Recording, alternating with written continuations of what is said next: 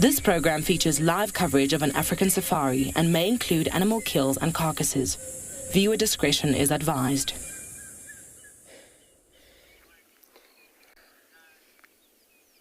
Good morning everybody. Welcome to Djuma Private Game Reserve this morning, where we're looking now, begin of the drive, we're looking at the hibiscus flowers, which is still folded up, so close out just because of the morning, but in the course of the day it will definitely going to open up. So that's what most of the plants do out in the wild. It's quite looks like a all beautiful day, all birds singing about. It's promising to be very much bright light.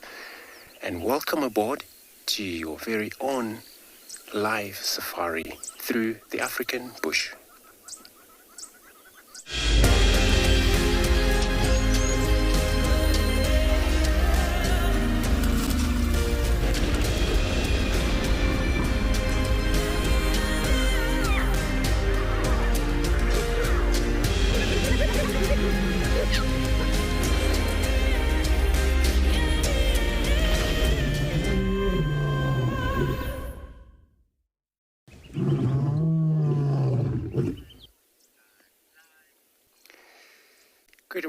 Good morning again, everybody. We are here in Djuma Private Game Reserve this morning. Begin off, we're looking at hibiscus flowers, just to see how, when they are still folded up, that's something to do. That it's still quite a morning. In a daily basis, it will be open up like an umbrella, so that they receive the sun, the heat. So my name is Andrew. This morning I have Hippo on camera. So this is where we're going to take you. We're working on our western sector. In fact, hoping to follow up on any of the cats if there is any sign that cats come into the reserve.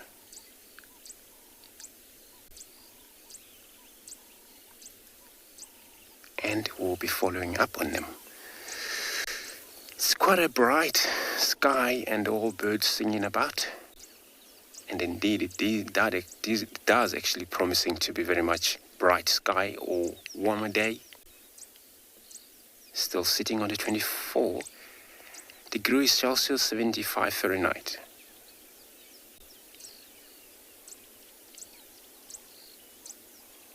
And remember to talk to us, coming to you live.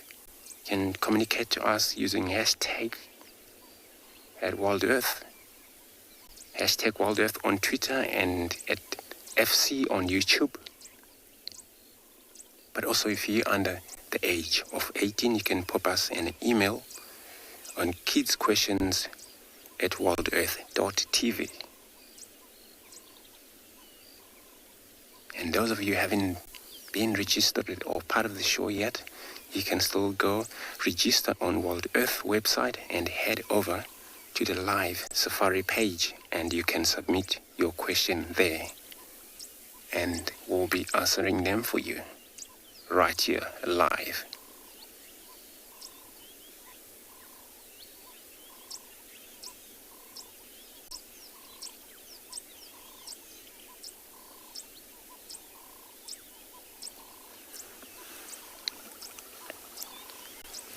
The grass is still due, but since a little bit of a rain we had,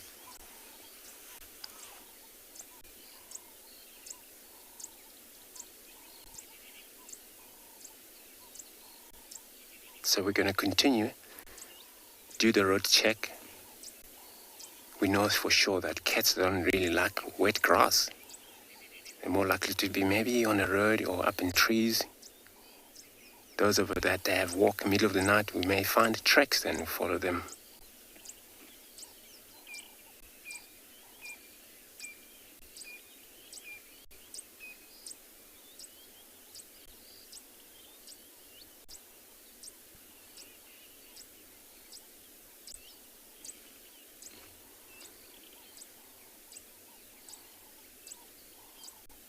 Hibiscus plants, it's always that average height. Sometimes they go about a meter tall, a twig plant, and then always sometimes two flowers or a single flower.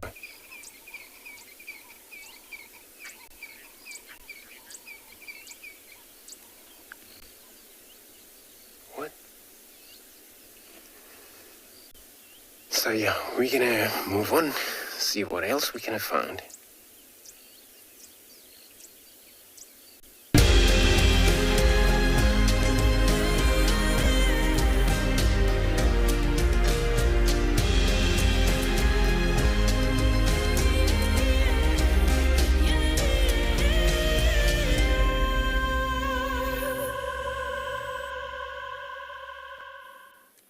Good morning, everyone. I have such lovely news for you all on this glorious morning.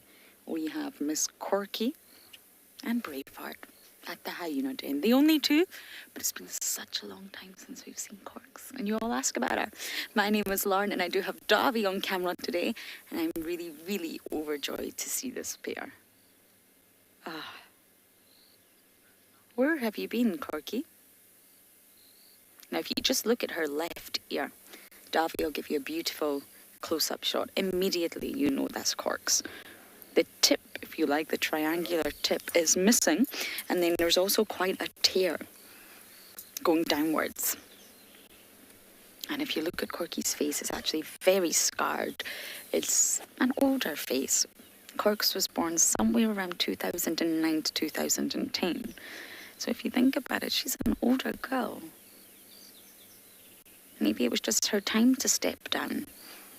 At about 11 or 12. And hyenas are said to live to about 25 years in the wild. So she's a little bit older. She's still thriving, don't get me wrong, I'm not saying anything, but maybe she was just past her peak as matriarch, who knows? But you can see that she's older in her face, and she's just a lot of heavier scars. She's been through the wars, haven't you, girl? I wasn't anticipating anyone to be at the den because it's slightly later in the morning, but we have landed lucky with this pair. So please do send in all your wonderful comments and questions. You already know how, but I very much look forward to hearing them. We had such a lovely sighting at the den yesterday. It was only June in terms of adults, but all the cubs were out. Every single one of them.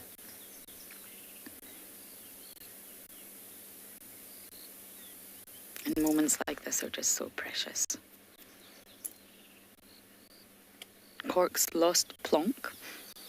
He was her son from her previous litter, so hopefully Braveheart here, who's obviously a female, will absolutely thrive and add to the pool of females for the Djuma clan.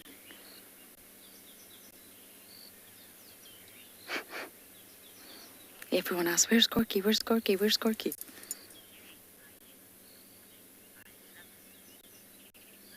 Susan, you're saying yay. You're happy to have hyenas in the morning. I just love it. Me too. I don't think it's going to be a common thing. The sun is well and truly up now, but I'll always try. We'll always come here. You never know. But I do think the afternoons will be better for hyena den sightings.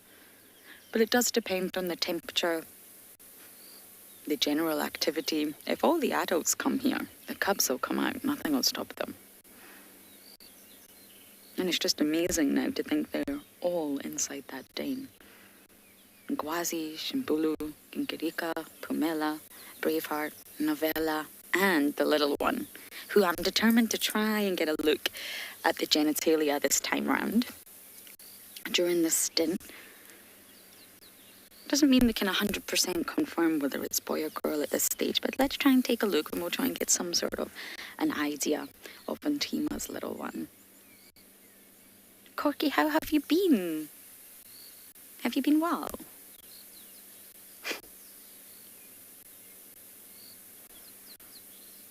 We've seen Corky interacting with Ribbon and Tima, and I do think she's definitely low, but I mean, there's only 5 adults. I still don't think she's the lowest. Okay, we're going to sit here just a little bit longer and enjoy this moment, but we're going to send you all the way down to Tswalu to say good morning to Deirdre.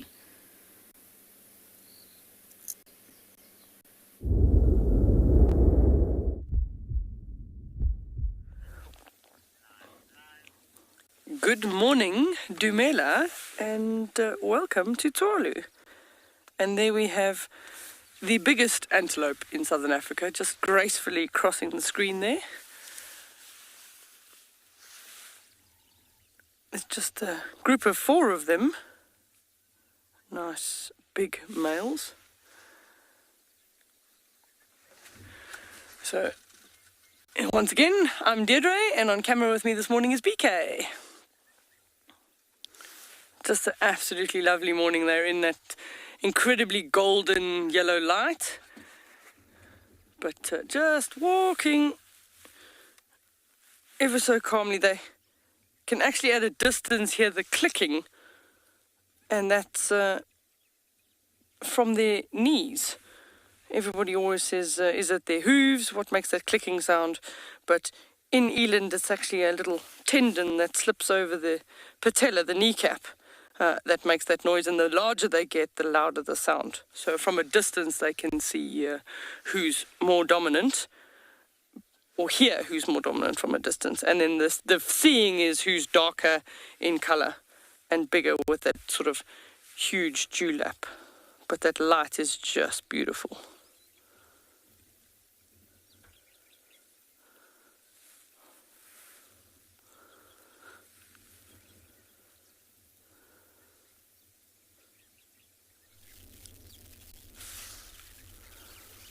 It is just amazing that he's standing for so long, but we're far enough away from them that they're actually quite relaxed with our presence. Normally, if you're relatively close to Eland, they tend to run because that's just their nature to move off quite quickly, but we're in the middle of the dune street and they're up towards the edge of the dune, so they are quite relaxed.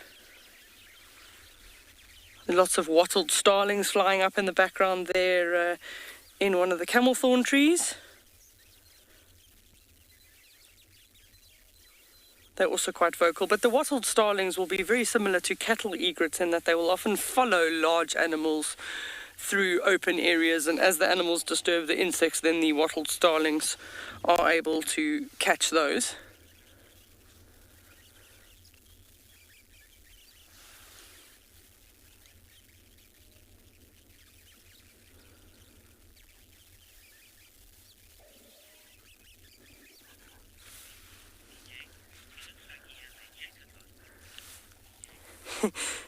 CJ's comment is he looks like he has a jacket on. Yeah, I do see that. He's very obliging. To stand that still for that long is very obliging this morning. So you can see those nice big thick horns. The males and the females of the eland both have horns, but the females tend to be sort of much longer and thinner, and the males much thicker and shorter. And just that size of that neck and that sort of dewlap that hangs down.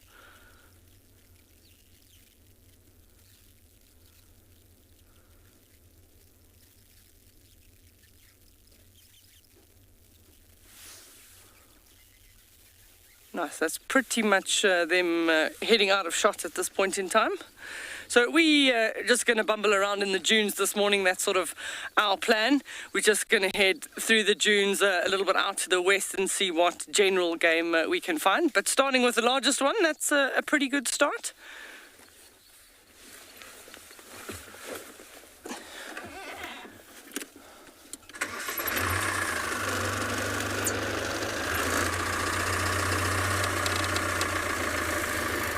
So while we carry on, we're going to send you across to Ross at Phinda. He wants to say good morning.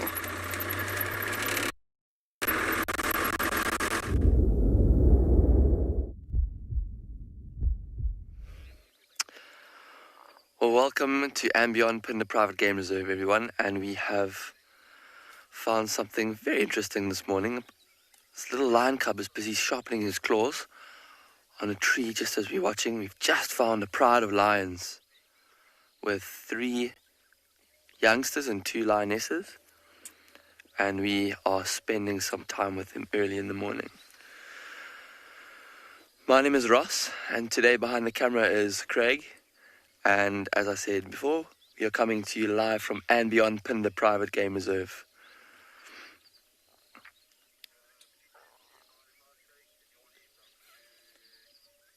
Look at this youngster. It seems to be rather full of energy. Is actually another one of his siblings in this thicket to the left, which he's watching. I don't know if you can see his head now, he's behind the tree, but the sibling of his might be coming towards him shortly. Oh.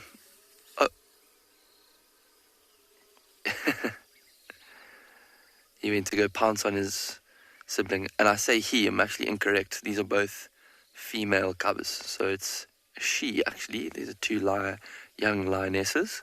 Here comes the other lioness. She's coming out, also looking at this tree. Oh, look at this, look at this.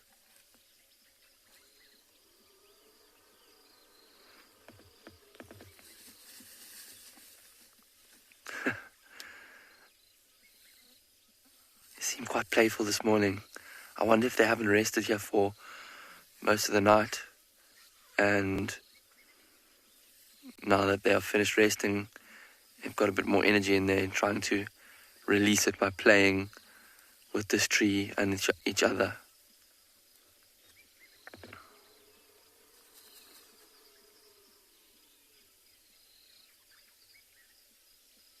A big yawn, or just a little half yawn.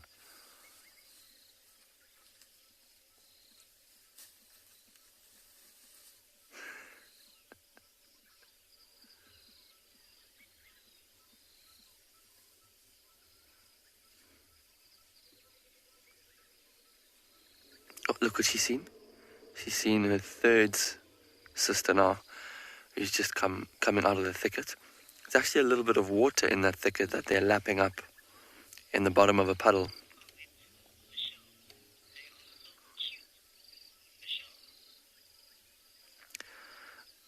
Michelle, they are indeed very, very cute, these 3, especially when they give us a look with those beautiful eyes. But these lions are about 11 and a half months, a year old now. So they are not the smallest cubs in the world. They're already quite large, almost, probably getting close to the size of oh wow. They're just pouncing all over each other this morning, being very, very playful. But also,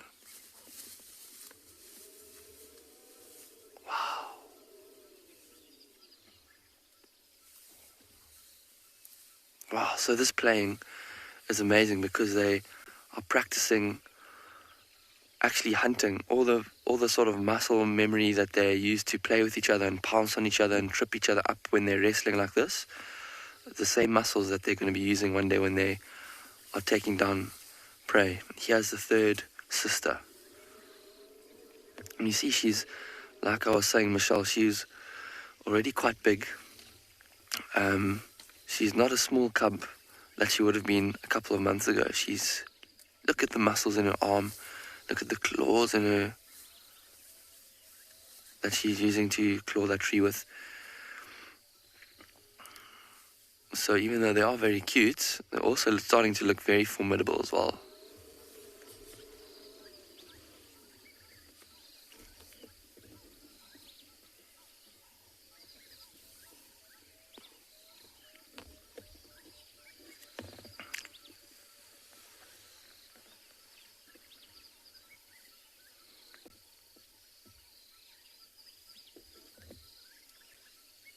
There's some flies just buzzing around her at the moment. She's trying to get rid of. What's interesting, you can see the claw marks on the tree actually that they were clawing. And lions do like to claw trees and scratch trees with their claws to keep them nice and sharp and to clean their claws. Because when they're not used, lions pull their claws back into the claw sheath. So they retract them and they need to clean them quite thoroughly on bark like this or by licking them, because if there's any bacteria that gets pulled back into the claw sheath with the claws, it can get quite infected sometimes. So that's what they're doing. They're just cleaning their claws, making sure they're sharp and clean and ready for use. But have a look at these lions. They're gazing towards this big cicada that just flew into this tree and is making a noise. I don't know if you can hear it on the mic. It's quite soft, but I was distracting them for a moment.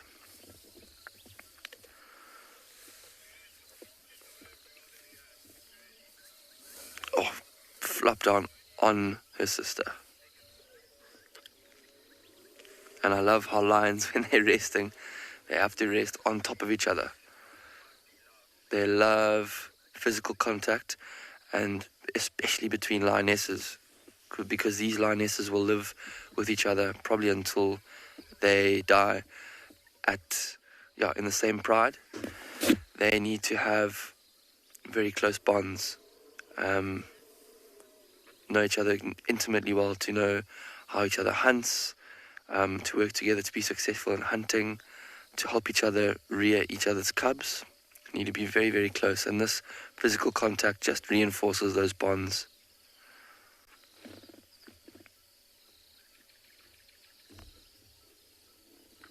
See, when lions greet each other like that, you see how she nuzzled her sister's head.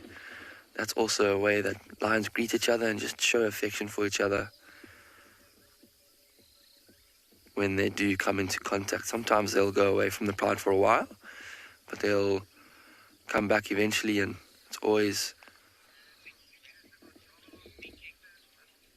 with a little nuzzle of the head that they greet each other.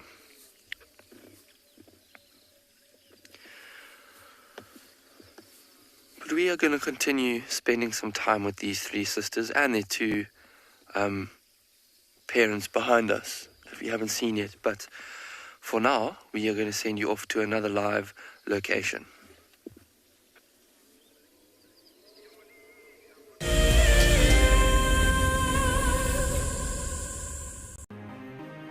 It's the month of March, and WildEarth is offering you the chance to win a brand new prize.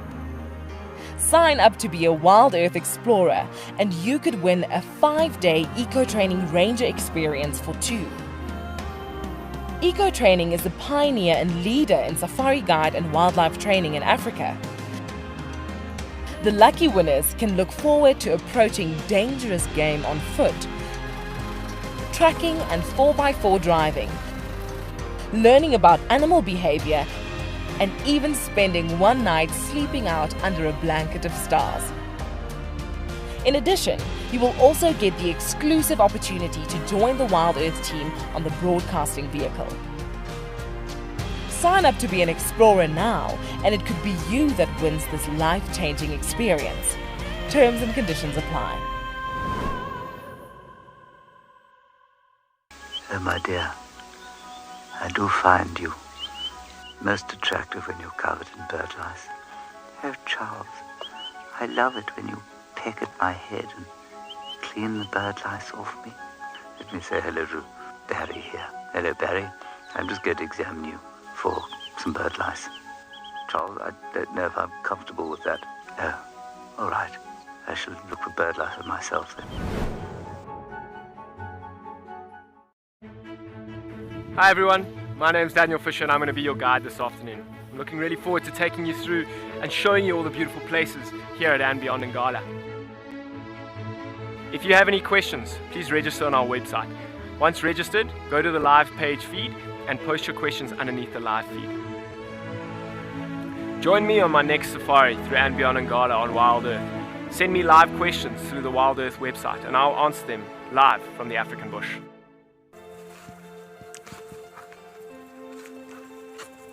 Hello, Mama. Just checking us out, everybody. There's no aggression here. Very relaxed. A herd of elephants moving around your car like that. It's truly, truly magical. Tune into WildEarth every single day. It's in your nature.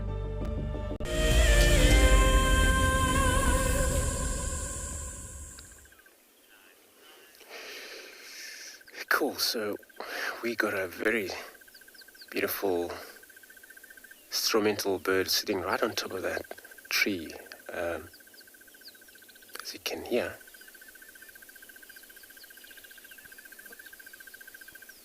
And that's a crested barbet.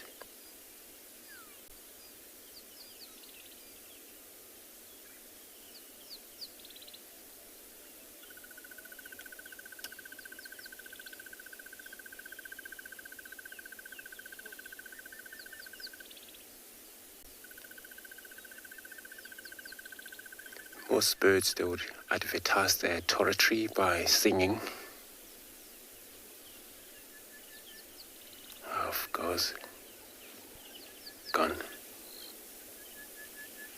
So that was a crested barbet, but it's gone. They're going to do that, fly over and over again around their territory. So we are attempting to follow up on a wild dog tracks, which we are on now. The western boundary, which is a triple M, so the tracks leading up north. So we're going to try follow them.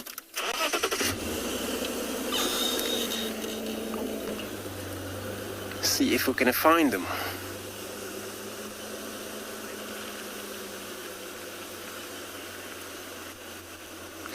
So while we're doing this, I'm going to be sending you across to Tswalu with Dedri with impressive bird.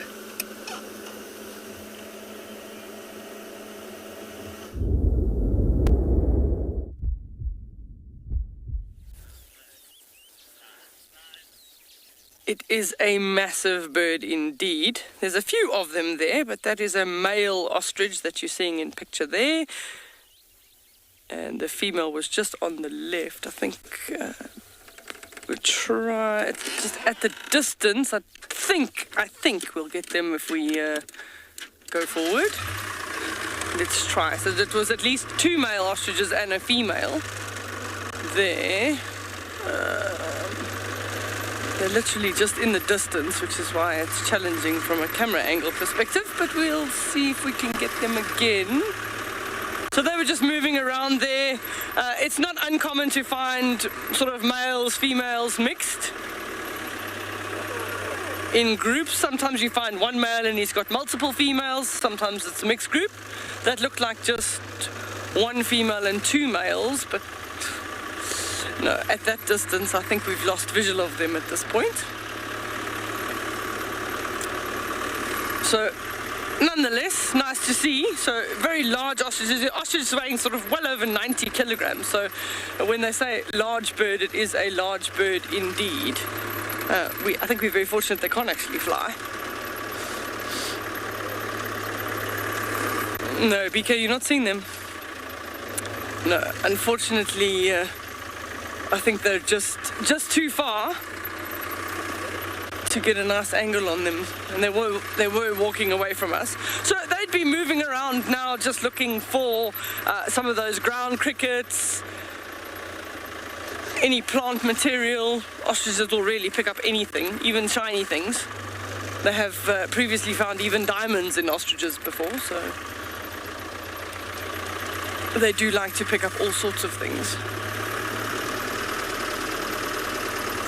No, I definitely don't think we're going to get another view of them.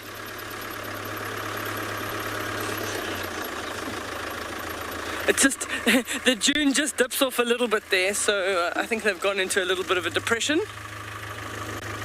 But yeah, we'll carry on and see what else we can find. So we're just busy driving down the middle of a dune street. So we've got a dune on the left and a dune on the right. And we're just driving straight down the center at the moment, seeing what we can see.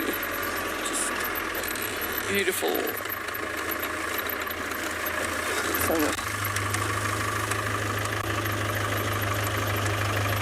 So we'll carry on. We're going to send you across. Okay, you're sticking with us. Let's see what else we can find. So it's always nice to look on the top of the dunes for animals like gemsbok or oryx, maybe some more eland. It's nice to see if we can find even a silhouette of something. Let's see, we have seen a few interesting birds this morning. We have seen a Kori bustard this morning, 3 of them in fact, but they also flew off. So they're around at the moment because there is quite a lot of good food with the really good recent rains and the sheer volume of insects around. We're getting a lot of the bigger birds coming onto the reserve.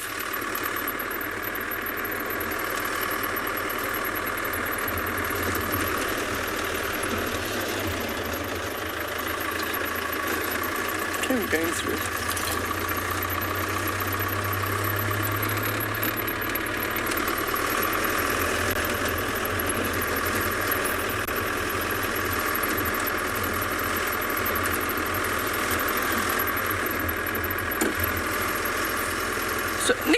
A very interesting question. Do the dunes at Tswalu shift like the dunes in Namibia? So here they don't, because they're mostly vegetated. So the vegetation across the tops of the dunes and in the dune streets, actually the roots of the plants hold the soil together. So on the tops of the dunes, if we have very, very strong winds, then yes, the sand will shift a little bit, but not as much as in Namibia. And that's the difference between what we would call the green Kalahari and then going further north into Namibia, into the Kalahari, is the fact that there's less vegetation the further north you go, and also there's less rainfall the further north you go, so less able to sustain good grass cover as well as good tree cover.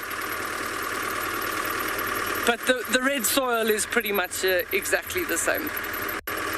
But we can have some really, really strong dust storms here come August, September, when you get the winds coming in and then you just get this sort of haze of red sand in the air, because it does come up from areas like the roads or the dune tops that are exposed.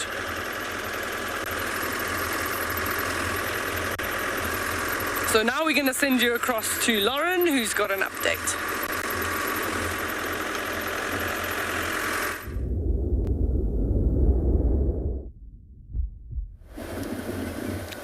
Now, unfortunately, everyone, we sat with Corky a little longer and she disappeared.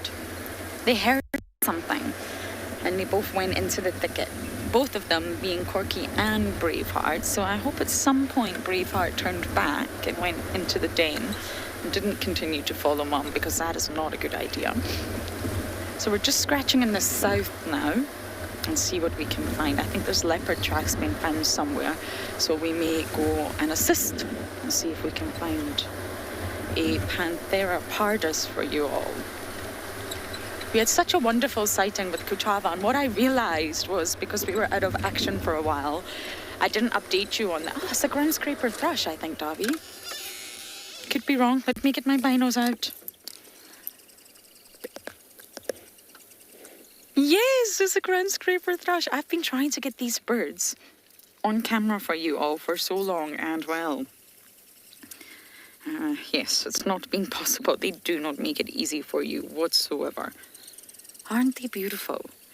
Really, really easy to identify. They're spotty chest, and they've actually got a black bar going right across their eyes. Can you hear them?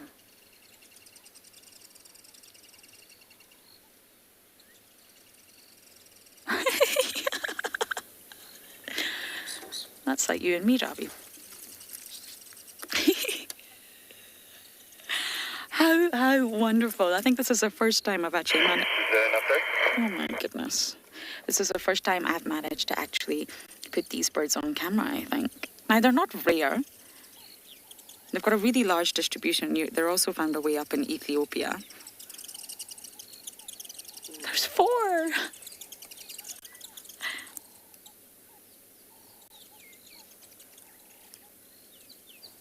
Now, the sexies are alike, so I really could not tell you which ones are male here and which ones are females, but they are said to be monogamous. And again, I use that word loosely. The avian society are not entirely strict with their monogamy, shall we say. They have different versions of it. However, I would imagine this could be a male and female. Safari Kitty, you're saying they look like they're dancing, I know. Singing to one another in the morning. They've clearly had their coffee. I've had 2 coffees this morning, but it still doesn't feel enough. You can never have too much coffee in the morning. That's such a lovely, lovely sighting. I really tried hard yesterday, and Paul kept getting the camera ready, and the ground scraper thrush just kept on, well, flying off. Not making it easy for us.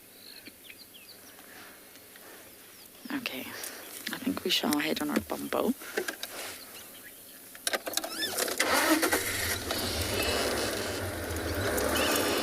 I don't know, our Laramore. I do not know what they're doing right now. I couldn't possibly say because I can't identify the sexies. So it's difficult to talk about behaviour if you don't know, when it comes to breeding, if you don't know which one's males, which one's females. They look very, very alike. They flew up here somewhere. Let's just see if we can see them.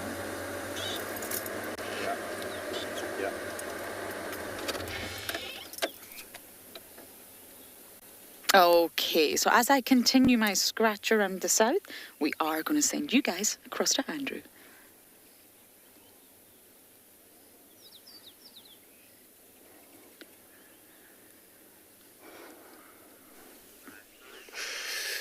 Yes, indeed, we've got a beautiful dwarf mongoose over here, where they're just about to come out of that hole.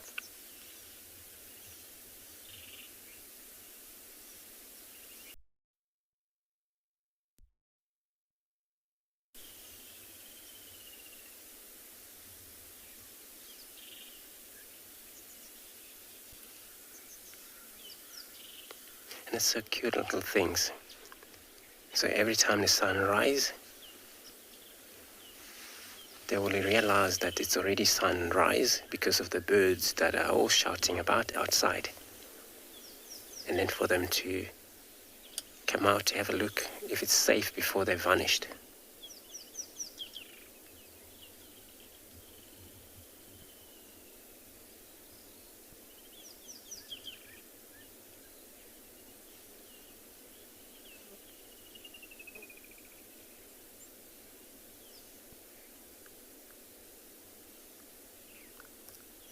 They might probably have to wait before they move out. Now the grass is still very wet. I think they won't like that. Unless they would come into the road where it's no grass.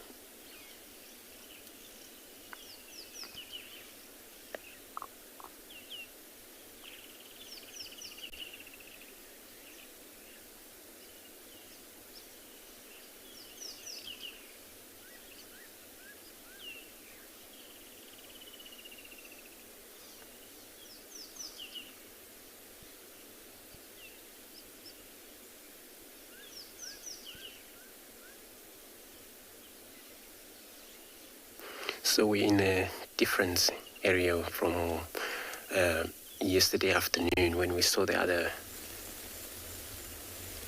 a dwarf mongoose on the far side, on the eastern side.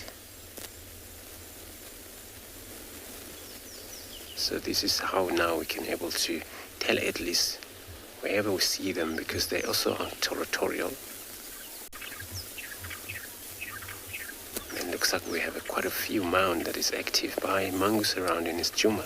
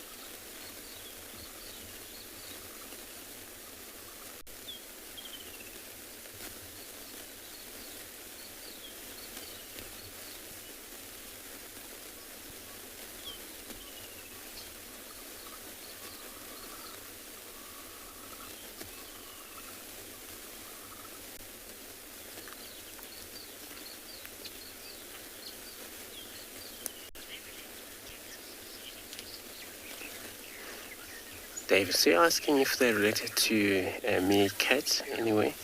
They would be closer related to that. And few kind of reaction they do where they move in group.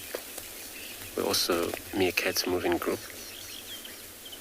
But will hunt pretty much on insect, which also meerkat would do that. And they will dig around the ground. The only difference slightly is that these guys, we find them in low feld, high feld, where meerkats, you find them in a very plain soil where soft sand, and they make their huge burrow on the ground, those ones.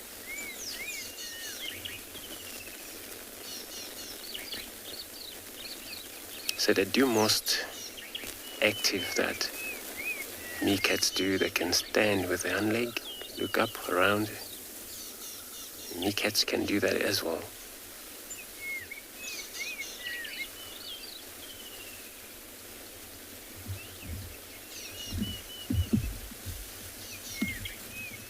And the communication calls are different to those, and these one kind of like whistle a little bit.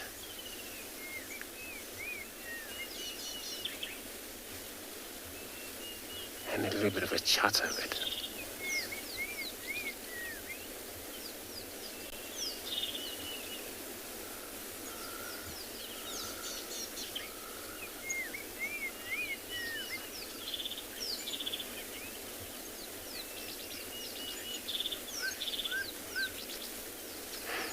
Live in the sky, asking what the group of mongoose call.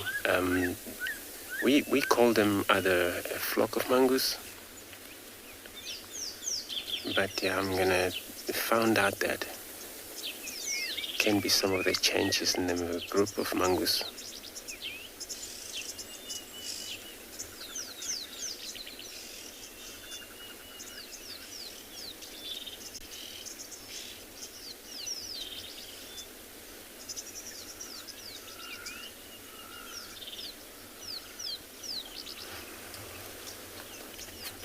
They're amazing animals.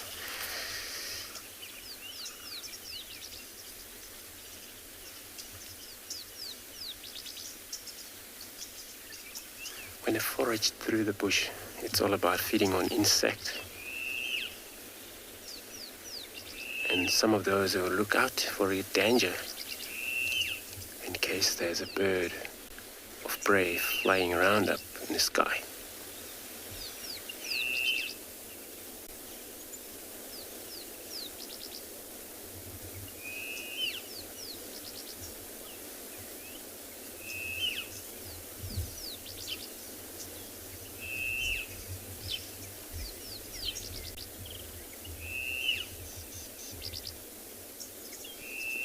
They would have a kind of an anal gland. That's how they communicate. Scent mark wherever they go, especially male and the pair breeder here, where they're actually pair dominant. Those are the ones that are always allowed to do that.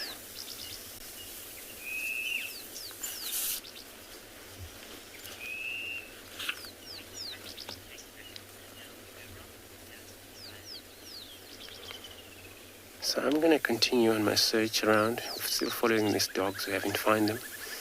I'm going to be sending you across to Ross again.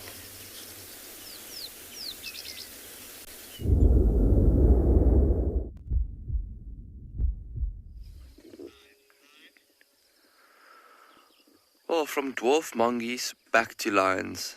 Welcome back to andBeyond Phinda.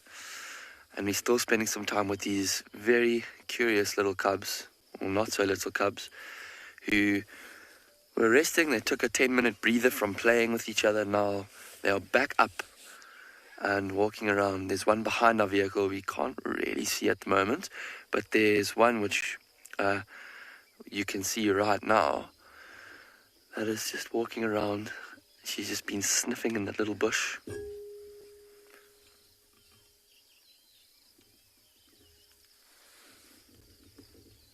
Oh, the light on her is absolutely magnificent at the moment as well. Looks like she might smell something in this tuft of grass.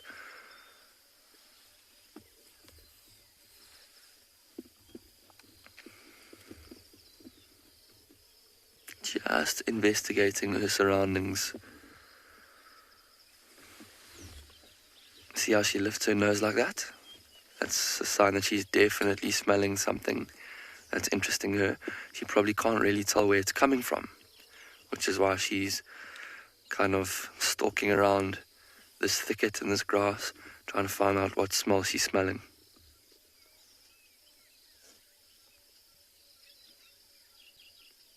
Maybe it's in this thicket. I wonder what it is that she's smelling. Maybe it's a urine of another lion. Could be an insect. Some insects release very powerful odors, secretions. It could be dung of a lion or another animal that she's smelling. Maybe it's something that's died in that little bush as well.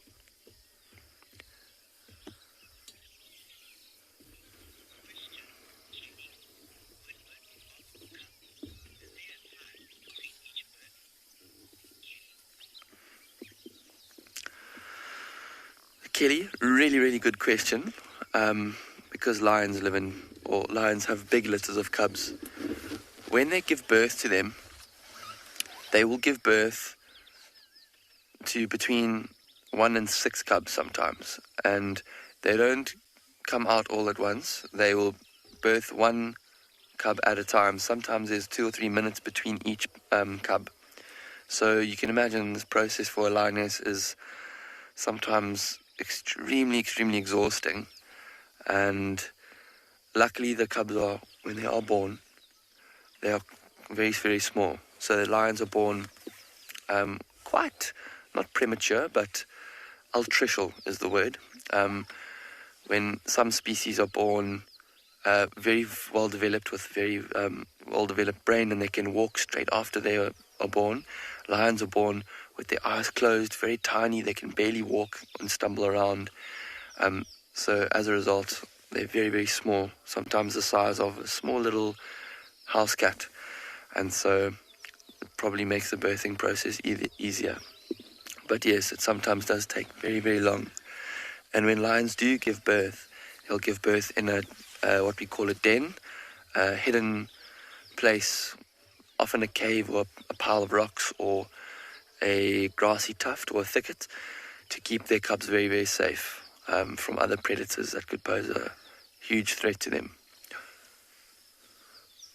Alright, so we've lost these lions for now.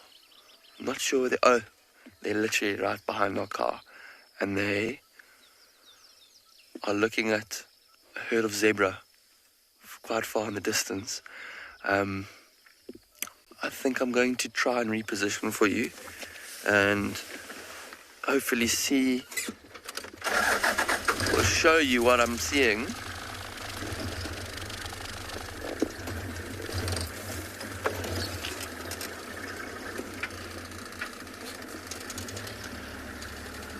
And these zebra are kind of grazing just probably about 80 meters away. And they have seen these cubs, but these cubs have no chance of posing any danger to these zebra, and the zebra know that, so they alarm called at the cubs once or twice, and now they've gone back to feeding, grazing on the grass there. But these cubs are just so curious at the moment. Every little movement of those zebras' tails and a flick of their hoof catches their eye and really gets that feline instinct out in them, that instinct to chase and stalk and pounce. You can see the posture that this lioness is, or this little cub is in. She's kind of got her ears forward, head held low, sitting down, motionless. She's in a real stalking position, but I don't think anything is going to come of it. Just practicing, probably copying what she's seen her mother do when she sees zebra.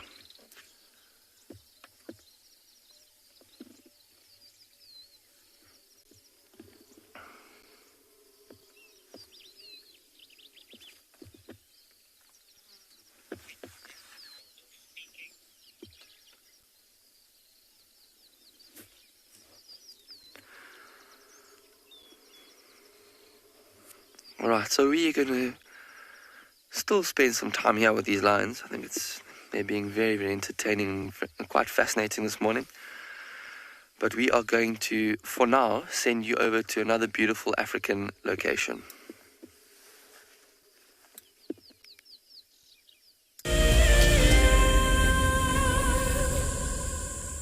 There are millions of people and animals around the world that call forests their home.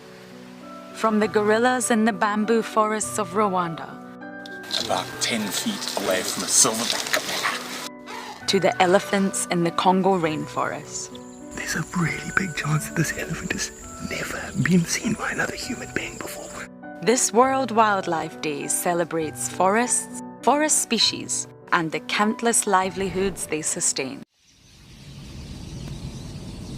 We stopped as the dusk was settling and there was a zebra mare underneath the bush. She was lying down. We didn't really know what was happening, and then we saw it. Everybody, there's a zebra giving birth there. There's a zebra giving birth. This is a zebra giving birth. Look at that. Look at that. Oh, you clever mare. Well done. It's born, everyone. It's born and it's alive and it looks fine. This was, of course, an unusual sighting. Normally, herbivores like impala and wildebeest and zebra will give birth during the middle of the day. This is when their predators like lions and hyenas are fast asleep. But as this little foal took its first steps, the dying embers of the day had just gone over the western horizon, and it was just the time that the hyenas and lions were starting to get active and go out foraging. This is why we didn't light up the sighting, of course. It may have compromised the zebra's eyes and at the same time attracted those hyenas and lions to the activity.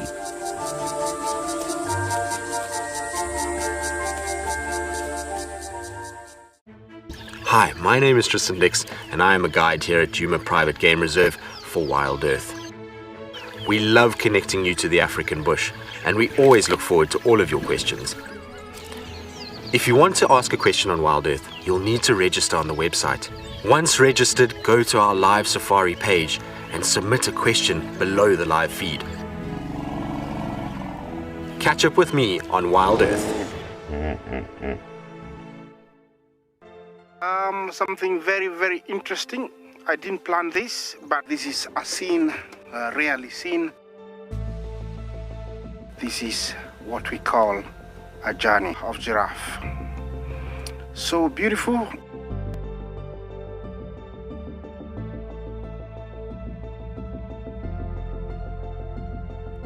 Tune into WildEarth every single day. It's in your nature.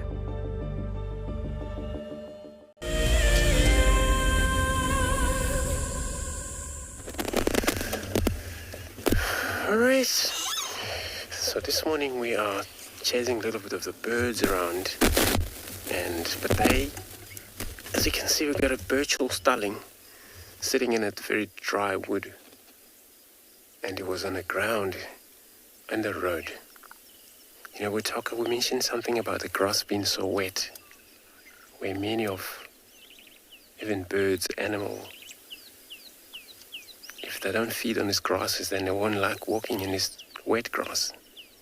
Birds are feeding on grass seed, but with the wet grasses, then they won't gonna touch any of these grasses yet until it's dried properly.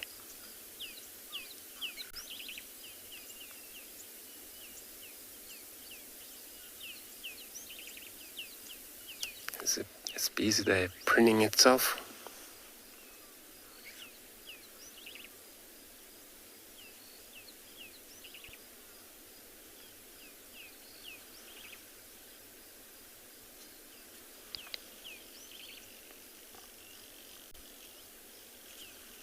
And most starlings there are feeder, and there are also fruit, such as all of the fruits that's starting to ripe now. Medjugorje fruit, those are the type. Shaped like little grapes, but they're so tiny, little small. Ripe fruit to blackish when they're ripe.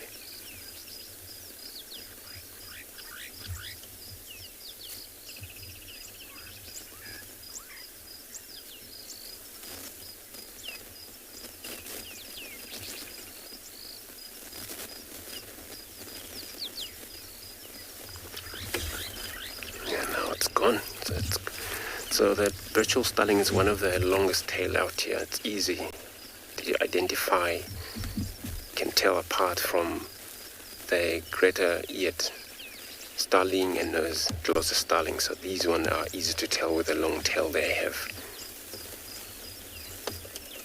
So we're still on our tracks here. Can't get my comb wet, able to communicate well this morning, but I'm going to try my best to follow up. But the last tracks of these dogs are heading north, which means there's a chance that they may maybe cross into Manyeleti.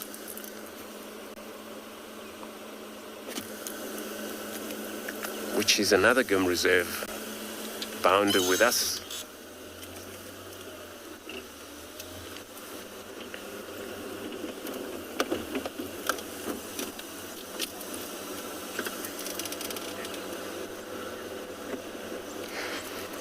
So I'm going to continue check the northern boundary.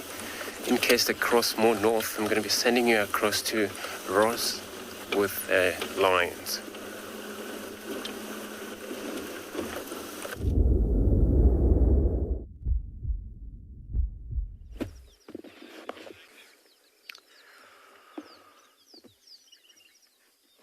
Welcome back to Phinda, everyone. And we have just seen this little stalemate dissolve between this little female lion cub and a herd of zebras. She's been staring at them for about 10 or 15 minutes. Oh, now there's actually a warthog that's coming past. So they are not too close together. I'd say about 80 meters away from these zebras, and now this warthog and a younger warthog, actually two warthogs, have just walked past. And a warthog is probably much more within the realm of possibility for these lions. You see, she's actually looking a little bit more interested now that she's locked eyes onto the warthog. There's also a young zebra foal in this herd. Now you can see, look, there's another cub that's come out and is also looking interested. So these cubs, they would have been on many hunts with their mother before, and they accompany their mother while she hunts for them, but they can't hunt themselves yet. They're still a bit too small. Their muscles haven't developed yet. They're very inexperienced. So on their own, they wouldn't be able to catch something. But their mother and one of the other lionesses in the pride is here with them. They're currently sleeping in a thicket behind me. And if they were to be interested in this warthog, things would be a lot more different. I think this warthog might be in some danger. Because you can see here, the grass is very long. Even though there's not a lot of trees or bushes around, the grass is very, very long, and it would be quite easy to creep up on a warthog with using this grass as cover.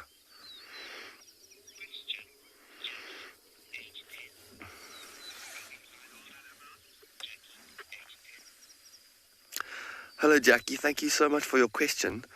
These lions are from a pride we know as mountain pride.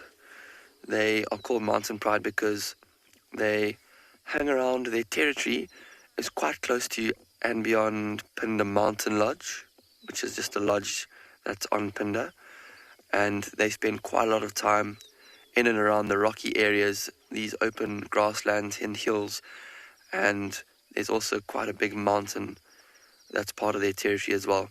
And that's actually where these cubs were born, up in the mountain, on the top, in a clump of little boulders.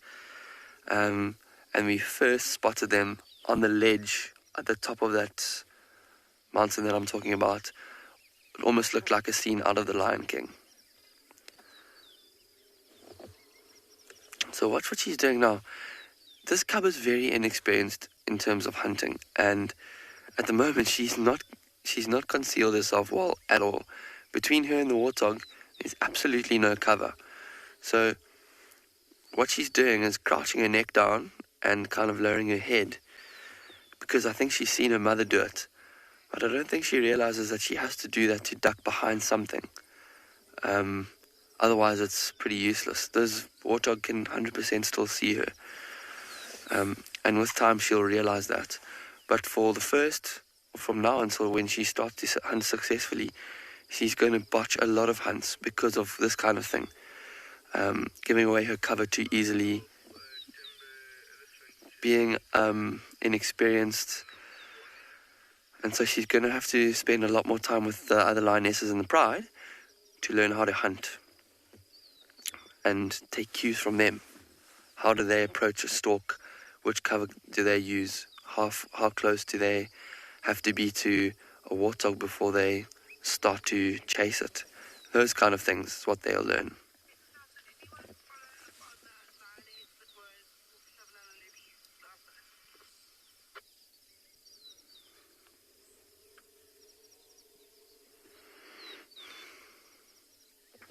These warthogs, even though she's standing up tall in the grass, the warthogs still haven't seen her.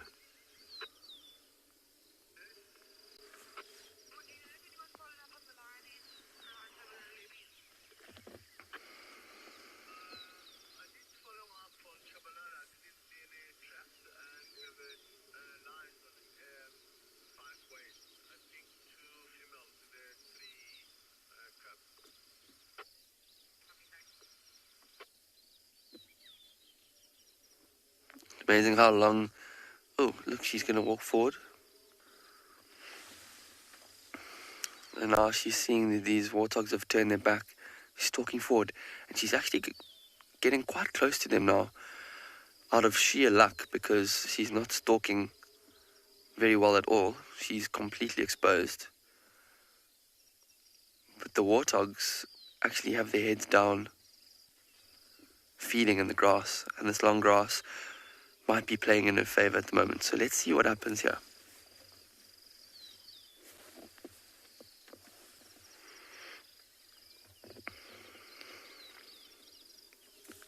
Wow, she's actually getting really close.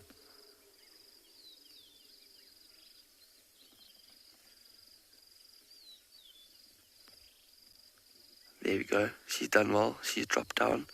That's what she needed to do to stay beneath the grass line. Look how she stalks so close to the ground, almost dragging her belly to keep so low.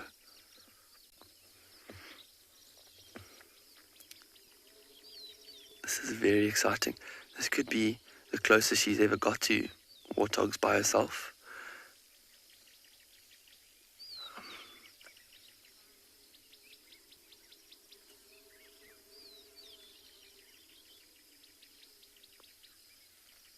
Probably about 20 meters away now, and for her to to run and chase and catch one, she would probably have to be within about 8 meters before she pounced.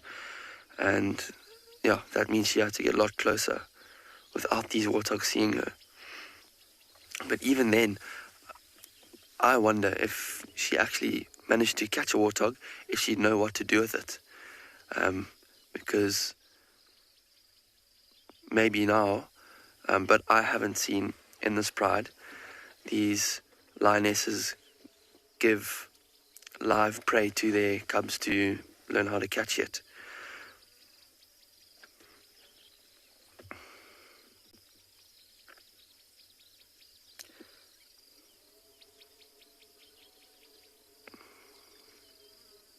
These warthogs still have no idea.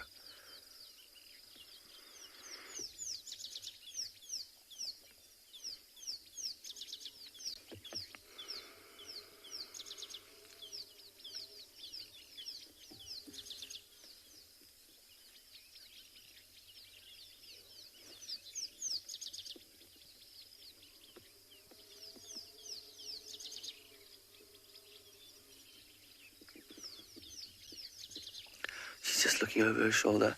There's 4 giraffes that have come walking over into this open area as well.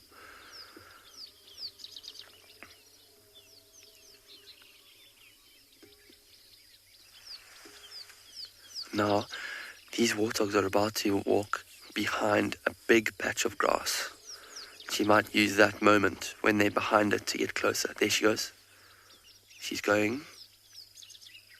Walking a bit quicker. She's very close. Oh!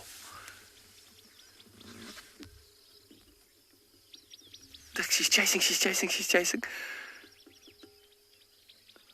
Oh my word, but do you see how fast that warthog is? She has been outpaced by 2 warthogs, but man, that was exciting. She actually got so close, I was very, very, very surprised that she was able to get that close to them. I think they were just being a little bit unaware, to be honest. But I don't know if you saw how she did so well until she did that final charge.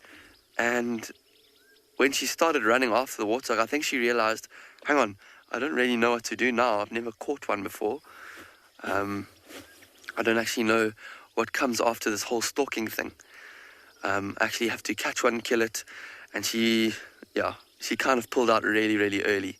But lions, I don't know if you saw, she had a really quick burst of pace in the beginning, but towards the end, look at these giraffe now. They are running away from her.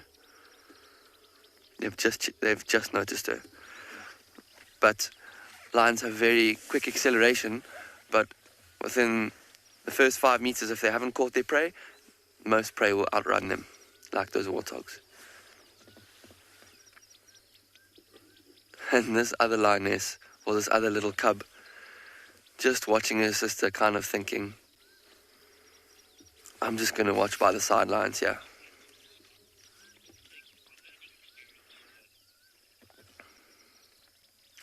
Scott, thanks for your comments. And yeah, it's a very good learning experience for actually all 3 of these cubs, because the one cub, the one that actually had that little stalk and attempt at a hunt, she would have learnt a lot, but also these other cubs that watched her would have learnt a lot as well. And not only is she learning skills and techniques, what works and what doesn't, she's even building muscle memory in her muscles that she's using to stalk and hunt, because you can imagine it can be quite a physical thing to hold yourself in a stalking position motionless for up to 10 minutes. So when she stalks like this, even if she's practicing or playing, it's very, very valuable for her one day. And she might have to try a hunt like this 100 times before she actually starts to get the hang of it. But yeah, each one is valuable, and it's amazing to see these lion cubs learning like this.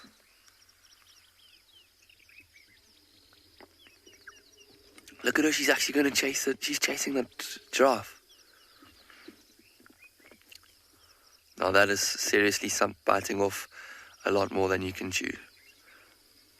That giraffe, she better not get too close to it. It could actually cause a bit of a problem for her. If that giraffe kicks a little lion, be seriously injured.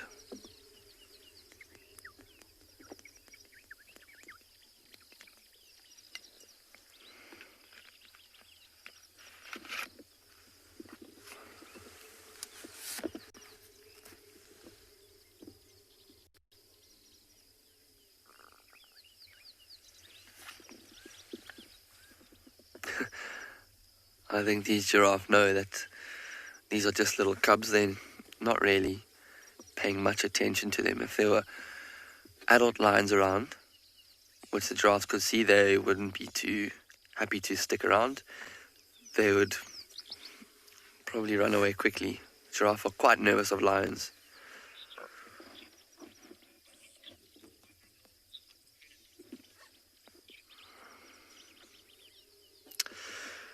So Kevin, good question.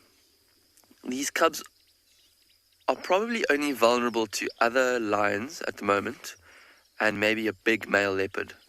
Those are the only predators that I could, imagine causing any kind of threat to these lion cubs. A bunch of hyena, or a clan of hyena, could also seriously threaten the lives of these lions, but not really in any other situation. Also, because they all are spending most of their time with the pride of lions, they're protected by the females in the pride as well. They're never really on their own, so they're moving around with the pride. There's probably about 4, 5, 6 lions with them at all kind of times to keep them quite safe. But other male lions that aren't their fathers, so that aren't the dominant males in this area, would be very aggressive towards these cubs. And I think that's probably the biggest threat to them out here at the moment. But I think this scene is kind of played out. We're going to try and get another look at these cubs and see what they're up to behind this bush. But for now, we're going to send you over to Andrew, who has got something big and feathery in a tree.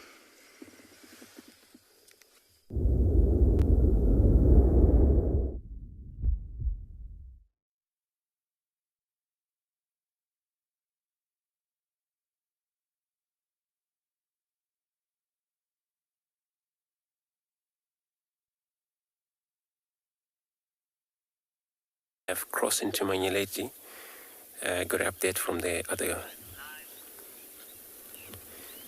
Got a beautiful marshall eagle over here, sitting probably on its hunt, which this is how they do. They would pose up in trees, dead trees, and scan around for any prey species that would be moving around about.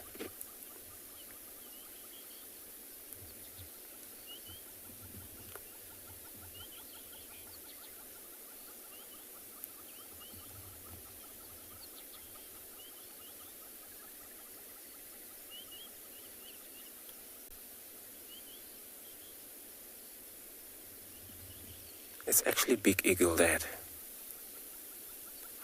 would weigh anything from 6.2 kg though, with a wingspan of 260 centimeter, and that would be easy for that eagle to take down in a small antelope.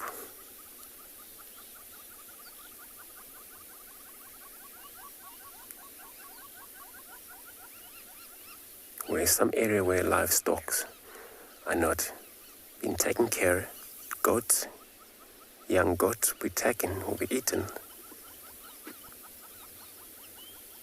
These and a crown eagle are one of those. Eagle can do that.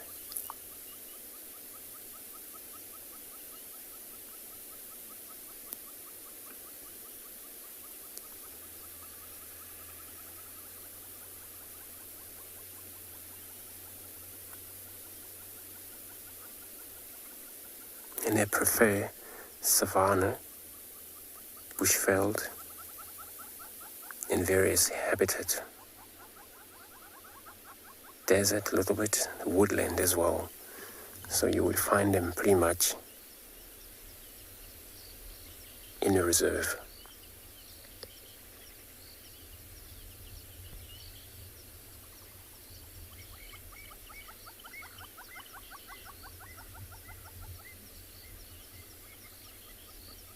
So breeding March to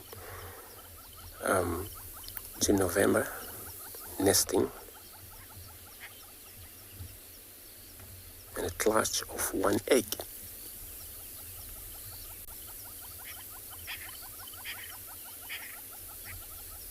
Incubation is 53 days by female only.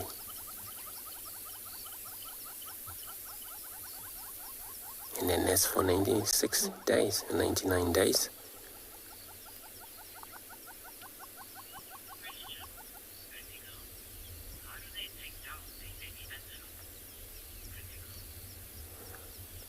So you're asking how do they take down a baby antelope? So they land on it. So technique of a hunt, they would from that position fly right onto antelope, land on it.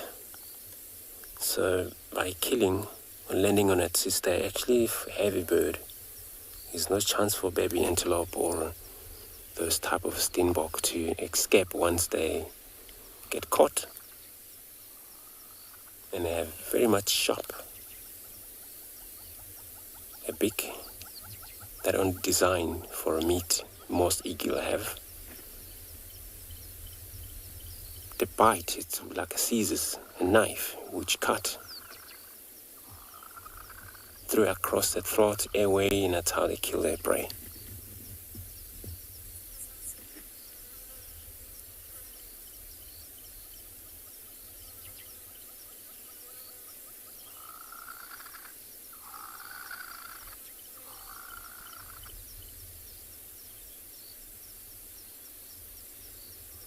So various size of guinea fowls and franklins are those type. Geese as well. They're pretty much a greater meal for such eagle like that.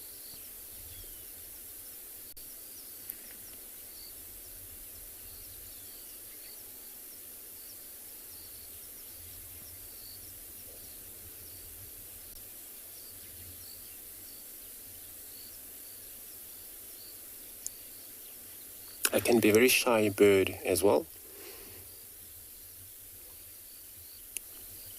Wouldn't really appreciate human being close to them. So now we stop just slightly far enough to have a good look.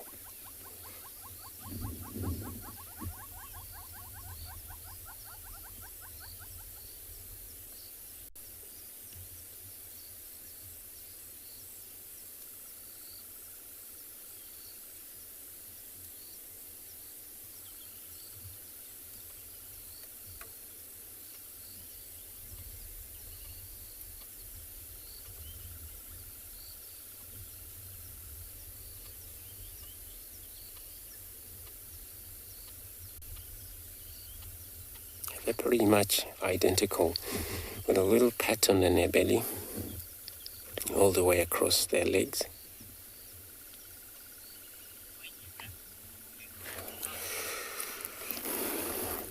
So I'm going to be moving on here on search. I'm going to be sending you across to a Lauren, who she also have beautiful bird.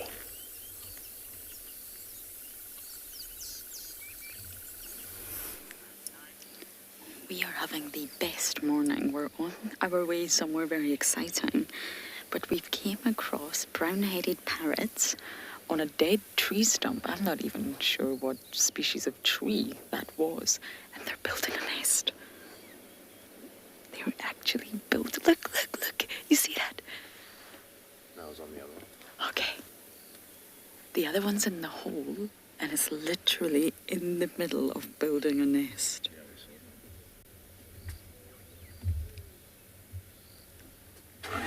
They're monogamous, so you very often find the two of them together. And this is extremely cool.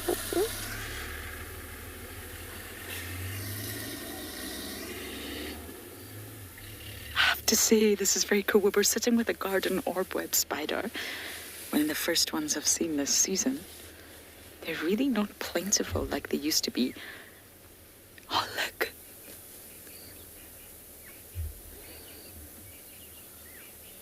Wow, this is going to give us something to continue to follow. This is going to be incredible.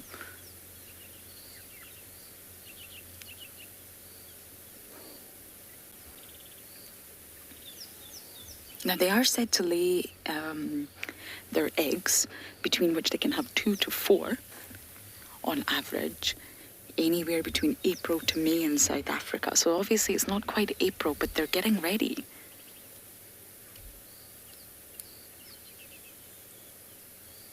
Now, I mentioned this yesterday, but they tend to use natural cavities in trees. They don't make their own cavities. And they use old woodpecker holes or just any sort of hole in a tree. And they can gnaw on it with their beak. Their beak is that sharp to make it more powerful. To make the hole bigger, which means the female can fit inside. She doesn't want it to be too wide because then anything else can come inside this hole. She wants it to be just wide enough for her to fit in. And they often reuse the same holes, which is good for us. It means that we get the chance to follow stories like this. But they will compete for the holes, and they can compete with the grey-headed, the mares, even squirrels, actually. They'll compete for squirrels for holes, and even hornbills. See, she's kicking out the inside. She is literally preparing her little nest. And it's a 30 days, so 1 month incubation period. Imagine seeing little chicks.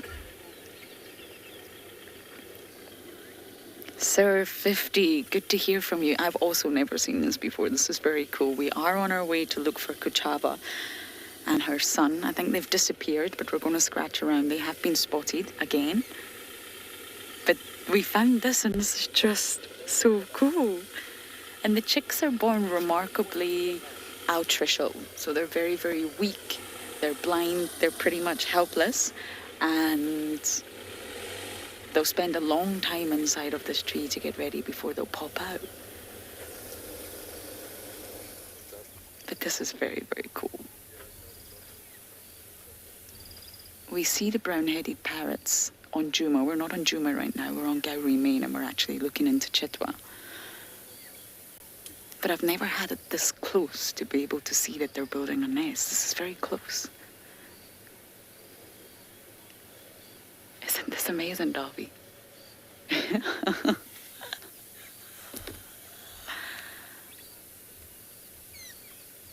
Look at her just squeezing out. You can just see that hole is just big enough for her. They just got chased off by a kingfisher. A woodland kingfisher just chased them off. I think we might sit here just a little minute longer though and see if they come back.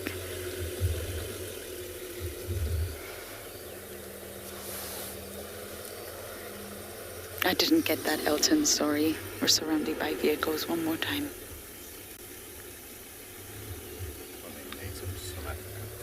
Native to South Africa, aren't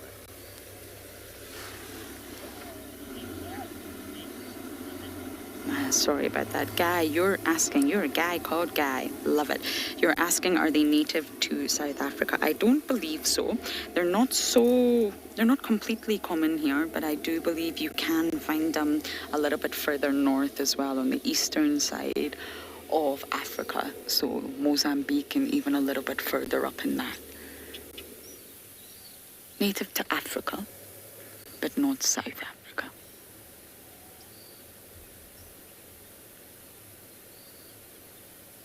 I'm just checking their distribution now, bear with me. Yes, Eastern Africa, exactly. So southern side of Kenya all the way down to South Africa. Mozambique, Zimbabwe, there you go. So it's a small distribution, it's not a large one, but it's not native to South Africa only. I'm not sure if they're going to come back. A woodland kingfisher just came out of nowhere and scared them both. this is great news for us. We can follow this little journey of the brown-headed parrot. I think we're going to sit tight a little bit longer and see if they come back.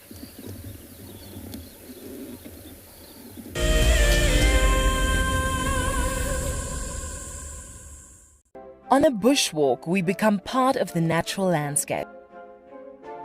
Walking enables access to the smaller parts of nature, such as bugs, spiders, and flowers in much greater detail. These are the wing buds right here. Isn't it just amazing? I've never seen anything like this before. It is so beautiful. Look at those little legs. Now, it's your turn to go on a bushwalk. Join us from Pride Lands as we reconnect to the place that first taught us how to be human.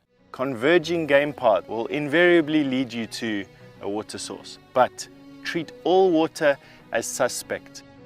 One of my favorite ways of purifying water is to filter out the particulates. And by just filtering it through your sock, you can clear out most of those. You can put water into a snail shell and you can boil it over a fire or using a chemical like chlorine or colloidal silver.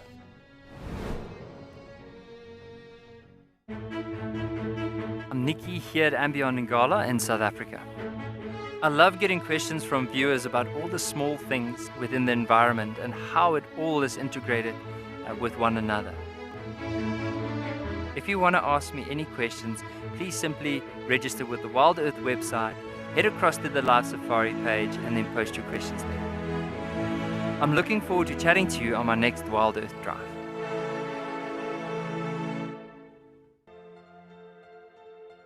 This is a battle of two great carnivores of the African wilderness. Whew. Whoa!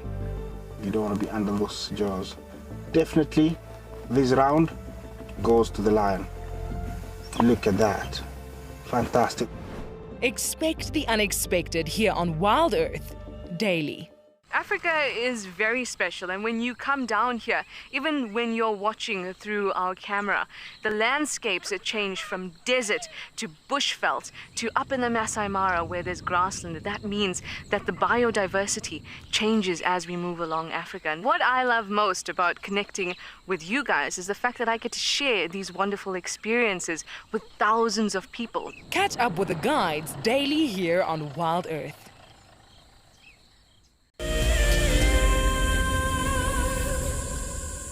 Welcome back to Tswalu, and we have a beautiful Lanner falcon sitting at the top of the tree.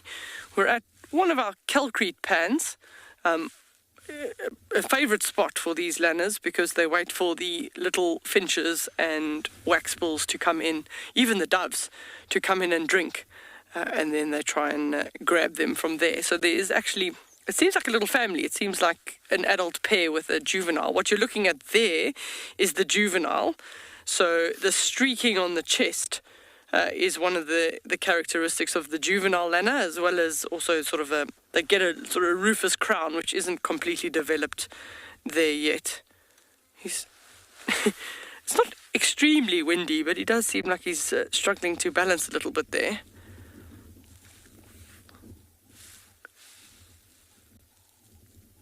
So he'll use the perch advantage to see what comes down to drink and then try and get some speed to grab a bird off the edge of the water.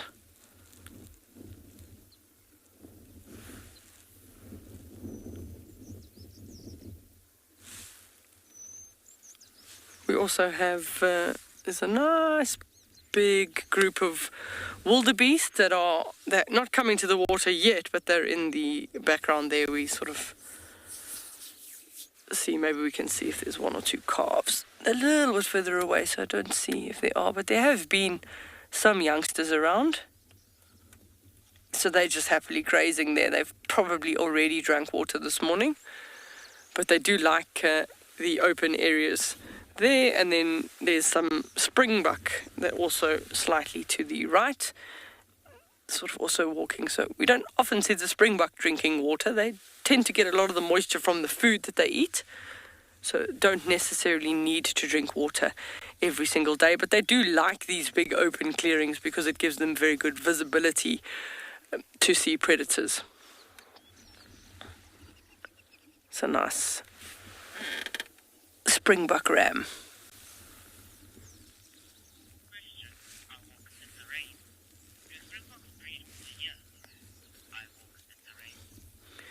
So I walk in the rain has just asked the question, do springbuck breed all year? So no, they'll have a season where they'll breed seasonally, so once a year. Slightly different if you compare them to the Thompson's gazelle up in East Africa, which can potentially have 2 seasons. I know even the impala up there can breed twice in a year, but that's because they're in a different environment where there's good rains twice a year and your temperatures are a little bit better. So the springbuck lambs, probably about 2 months ago, they already started. So at the beginning of the rains, they started, and it's got a lot to do with the fact that the female needs the grass, the fresh green grass, in order to produce the milk to keep the little youngster going. And then going through the winter season, it's often quite a lot harder because it's colder. It's colder for them, and the areas is drier. Well, there we go. Little bathroom break. See, very, very tiny little tail. They don't have much of a tail, with a little sort of paintbrush on the end. So it's not uncommon to find springbuck and wildebeest mixed in these areas because they all watch out for predators. They're all eating different things, so they are happy to coexist.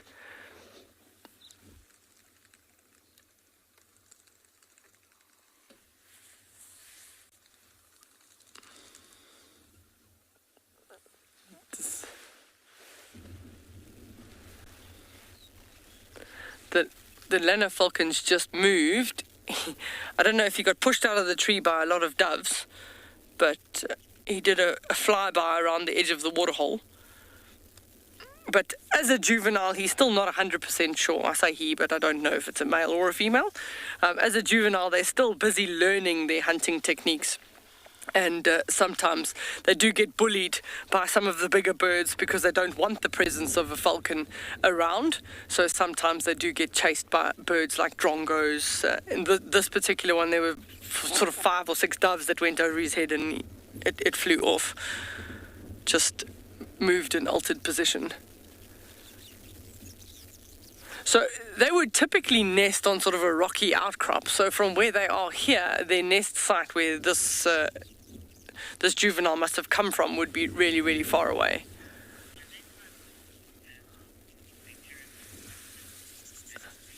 So Anna Marie has asked the question if they can fly as fast as a peregrine falcon.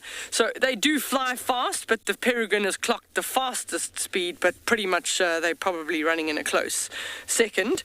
And that's from a sort of a steep dive. So they'd be high up and then come straight down, sort of tuck their wings in and come straight down. There's a lot of birds also landing at the water. You can see the doves coming in to drink. So the peregrine has still clocked the fastest speed, but the falcons won't be far behind.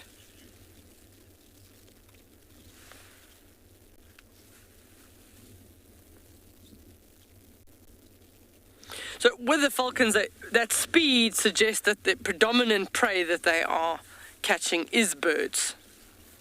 And that by hitting it at speed in the air, they tend to potentially break vertebra and subdue that prey, or even knocking it into the ground, then kills it, and it makes it easier for them to eat. There's a little bird that's just maintaining, just monitoring what's happening. There we go. No, he's flown off.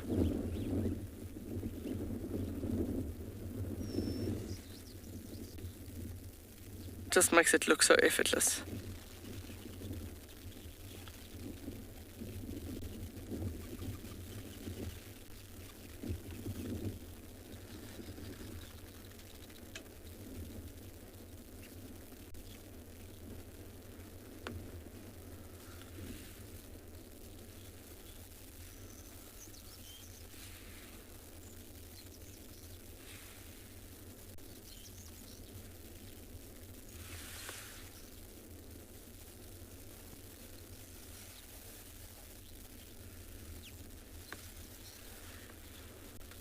Just landed in one of those boskio trees at the back. It looks like another one of the adults has come to the water. It's almost taken the same spot. It's like they all share the same perch.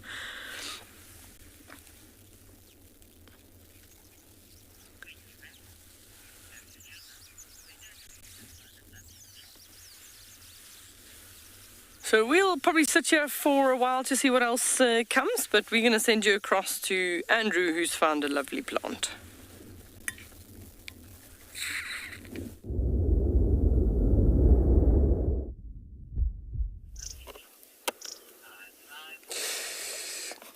Thanks, Deirdre.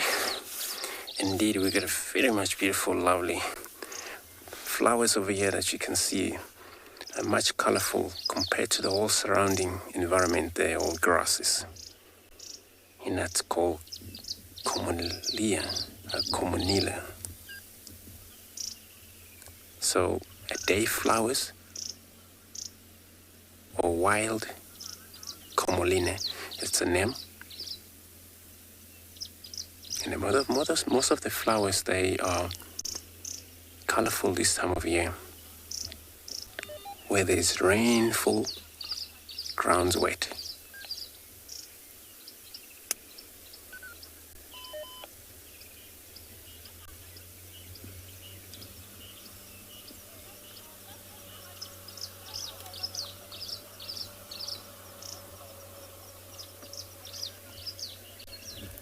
And it pretty much everywhere, all over the world, you do find some color are yellow, but it's still comolin anyway.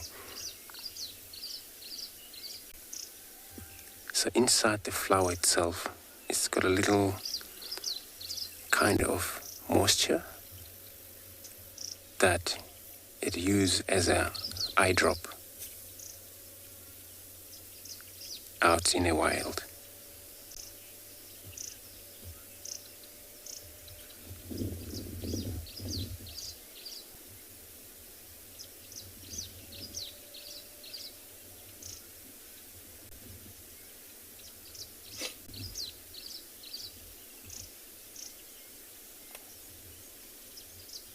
But of course, this has been re-established by the people who used to spend a lot of time in the wood, hunt, and they found suffering from either eye infection, such as other wound, which they establish actually very well, wild medicinal in the bush.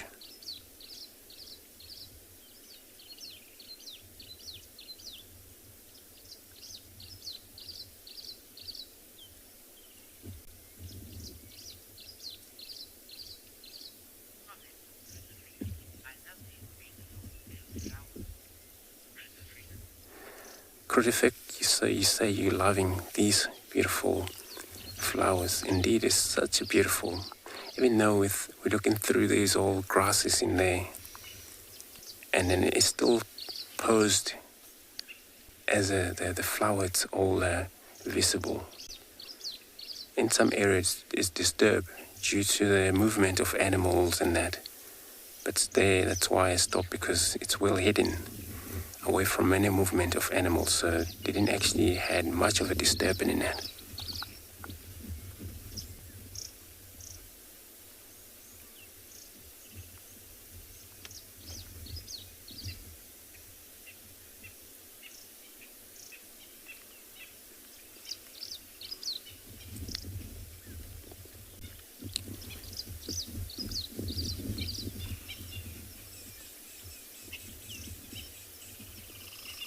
And most of the flowers, they carry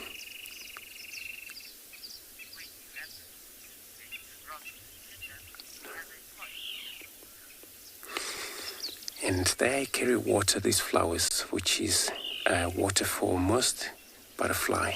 So I'm going to carry on and search here. I'm going to be sending you across to Ross.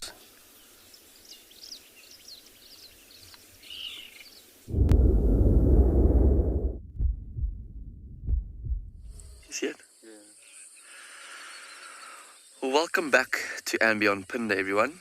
We have decided to go and spend some time by the waterhole now because it's getting really, really hot. And look at this beautiful pod of hippos, which has made this place its home for the meantime. But extra special about this pod is, if you have a look towards the hippo at the back, she's actually got a tiny, tiny, tiny little calf. I mean, I think it probably couldn't be more than a week, maybe 2 weeks old. Let's watch and see if it pops its head up again. It seems to be quite nervous. There it is, there it is. Yeah, it just pops its head up every now and again for a quick second and then pops it back down. There you go. See how tiny that hippo is?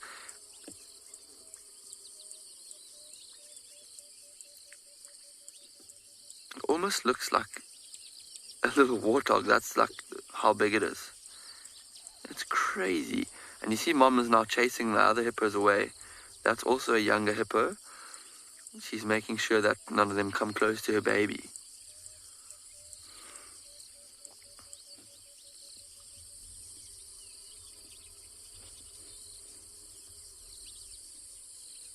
Wow, it's small. And a baby hippo calf like that probably would barely be able to touch the bottom of the water, or the bottom of the water hole rather, because it's still really short. This water hole is quite deep. So what it does is it's actually spending most of its time resting with its front legs against its mother, or sometimes it just stands on its mother's back completely. But you can see now what it's doing is it's walking along the bottom, and every now and again when it needs some air, it'll jump up to get some air. That's why it doesn't stay up for long, because hippos actually can't. Wow. She really doesn't like any other hippos getting close to her calf. Wow. Did you see that? Did you see that? Very aggressive display of her teeth. And she actually made quite a big noise at that other hippo as well to tell her, stay away from my little calf.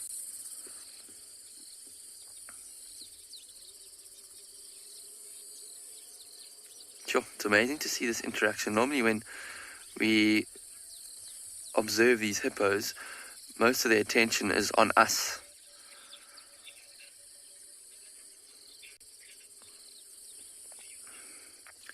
But now, these hippos are very preoccupied with their own social dynamics. But thank you for your question, Fiona. But these hippos would never try to kill the other calf on purpose. But they could, by accident, just because they're such big and bulky animals, they could hurt that little calf or even kill it by mistake, just by standing on it or crushing it between two other hippos. If they get too close to that little calf, there's always a danger that just by being a bit too boisterous or careless, they could hurt her. So I think that's why that mother is just trying to get them to keep their distance, which they seem to have been doing now.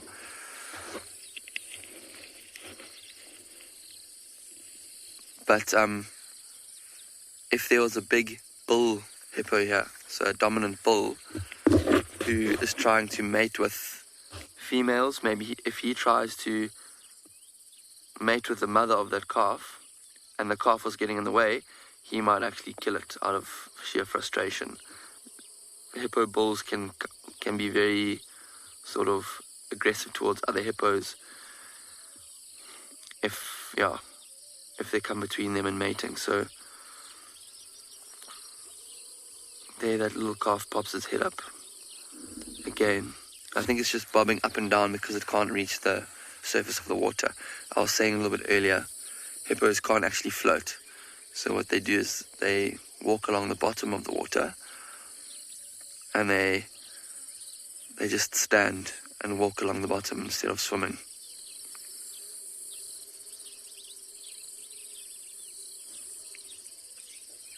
There's also a large crocodile that's moving past in front of these hippos.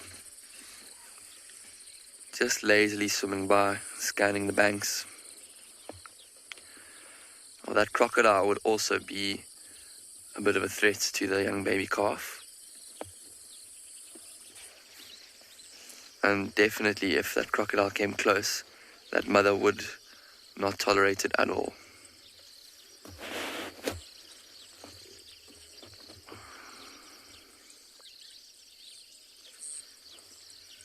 It's amazing to see the crocodile. The water's so still and the blue sky is reflecting, so it's giving us an epic view of a crocodile.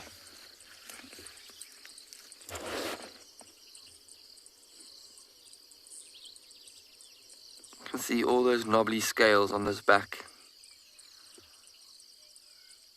almost in silhouette against the blue sky reflection. And then look at its tail, how it's kind of raised its tail out of the water. You don't often see its tail exposed like that. And there's some sort of elongated scales on the back of the tail, which are elongated to help the crocodile propel itself through the water.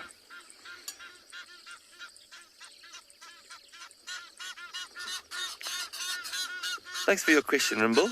And to be honest, I don't think hippos are bothered by water bugs much at all. There's lots of different kind of bugs and insects and small invertebrates that live in this water. But hippos famously have such a thick skin, they probably can't even feel them at all.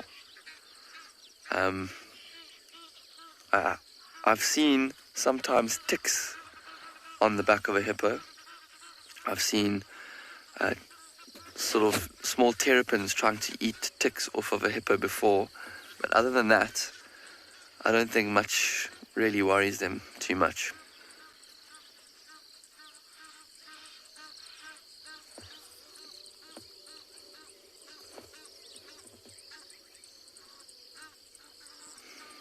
Lots of action happening at this dam.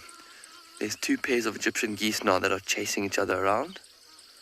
Don't know if you saw them or heard them fly past.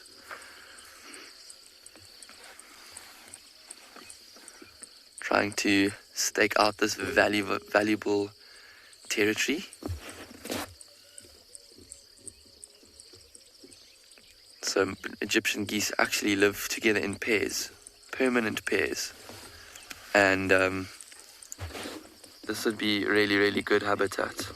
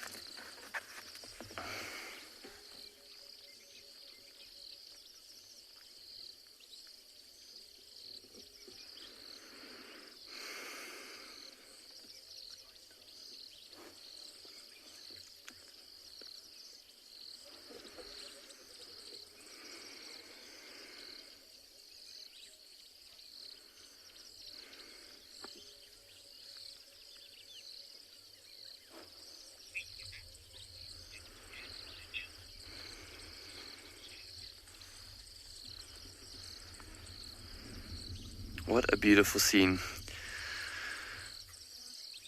So we are going to spend some more time at this waterhole, maybe see what else comes down or what else happens, but we are going to send you over to Andrew at Djuma, who's found himself some stripes.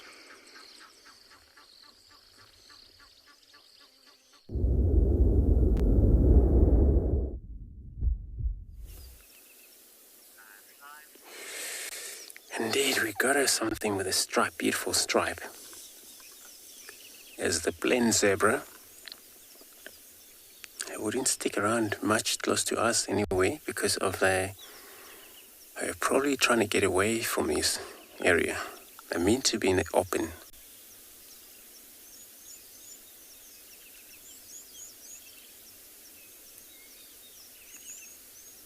When I got into thick bushes, this is where now they're on a mission, maybe trying to get somewhere where they know it's greater place for them to be.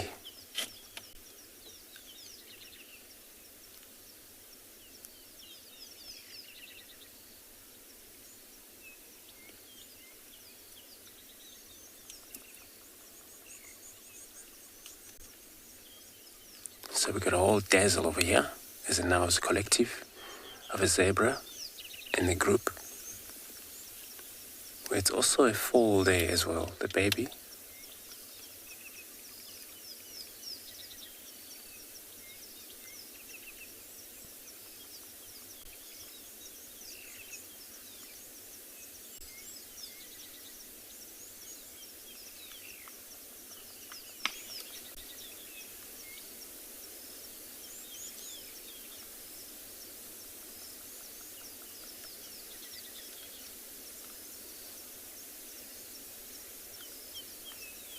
And that's what happened in the wet season. It means for us we won't have much of zebra moving in and out. When you do get them, 3, 4 sometimes, where usually in the winter they come as a bunch, maybe 10, 15, 20 in a group possibly. So we're moving across to Bevelsuk Dam there just to check what could be drinking. I know it's quite a lot of water this time of year where animals, they don't struggle drinking, they just drink as they go.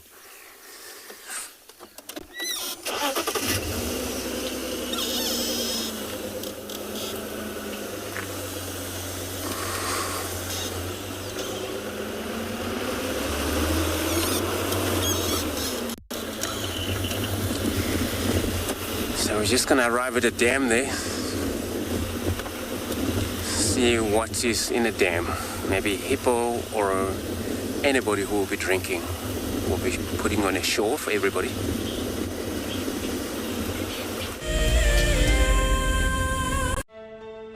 Just look at that. It is absolutely incredible. And as far as I can see, that all falls within the reserve. So it is a vast landscape, but we are gifted with these incredible things, you know, the wildcats, the aardvark, you name it. It just keeps on delivering. It's just such an incredible privilege to be out here.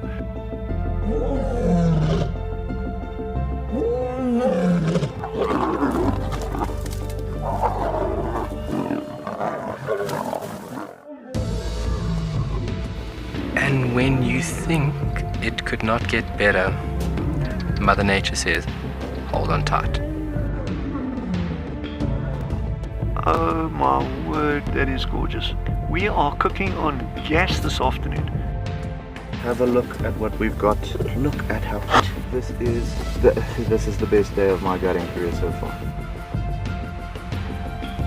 We have a baby pangolin, We're just gonna go very quietly. There's your aardvark. And for those of you who've never seen one, this is one of the big safari specials on any reserve. I'm just holding my cap because otherwise it's going to blow away, and with this storm coming towards us. Absolutely beautiful to be able to see water flowing in this volume in the Kalahari.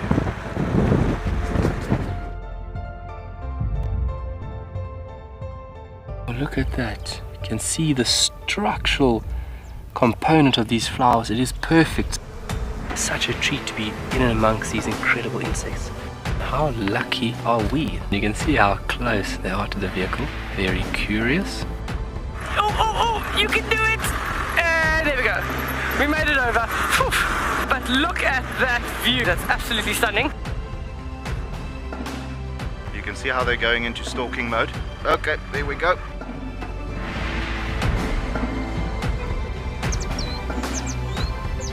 This one female is going to walk straight past the car now. Absolutely stunning. Look at that. I mean, do we just not have the best jobs in the world? That was it.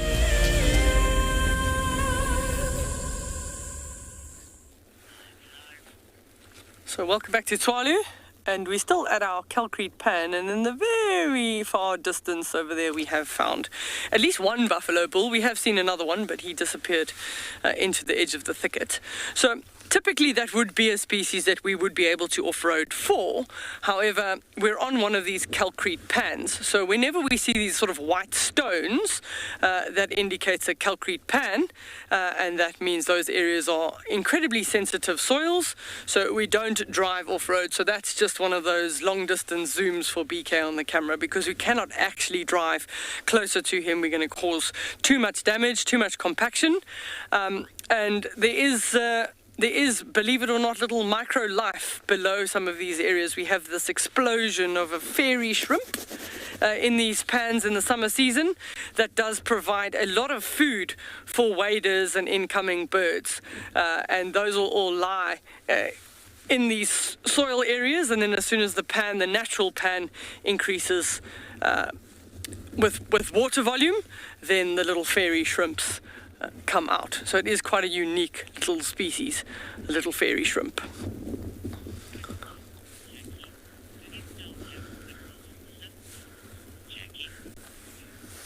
Jackie is asking the question, do these pans have minerals in them? Yes, there will be minerals. This is a calcrete, so like a calcium that they can get from there.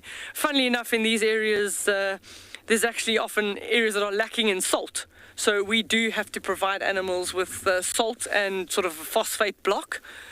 So they do sometimes, in areas close to these pans, we have blocks of either salt or phosphate so that they can get additional minerals. So some of them are lacking in minerals in certain of the areas. But then also they'll get from the plants and the food that they eat.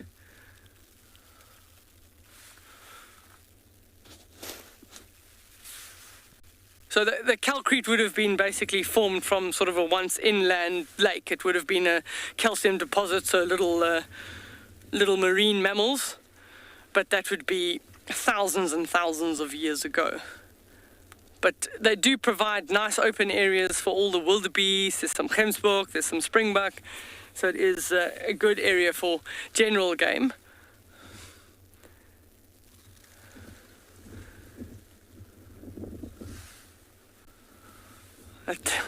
That Lanner falcon keeps trying. It's made 1 or 2 attempts on the doves this morning already, but missed both times.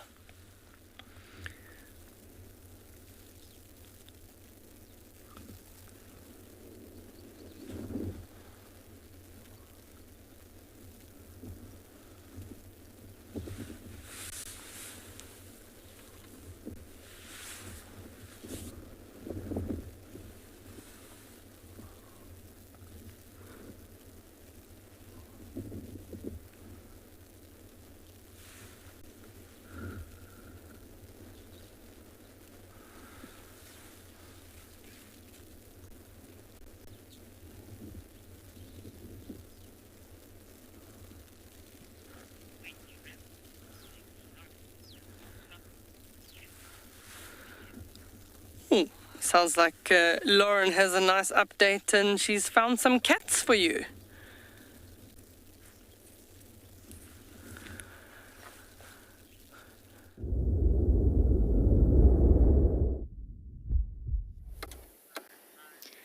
We found a Panthera pardus, a very full-looking one. I see a waddle.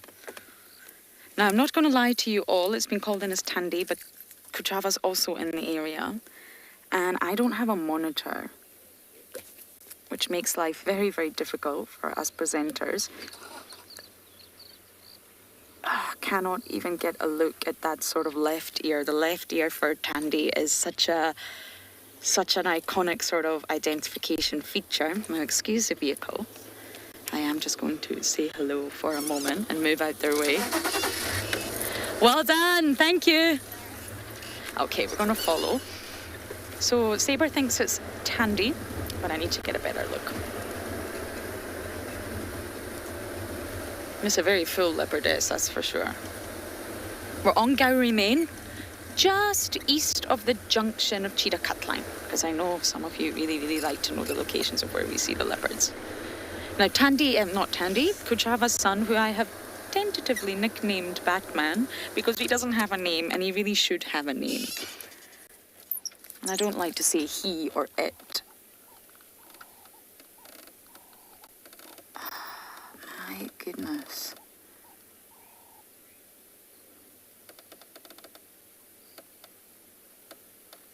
I still can't get a good look with my binos. Are you able to see that left ear, Davy? Not really. Okay, let us follow. I'm gonna have to turn my radio on because we are the only vehicle with her. But Kuchava's son was in the area, but he's not with Mom, he's alone. So little Batman, and he's very skittish. As soon as he sees a vehicle and he's not with Mom, he gets very, very skittish. I want to try and get ahead of this. Shall we get ahead?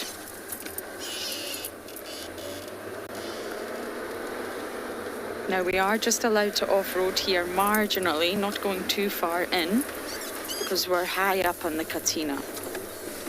The minute you're down in the seep lines or the drainage lines, you're in trouble. She's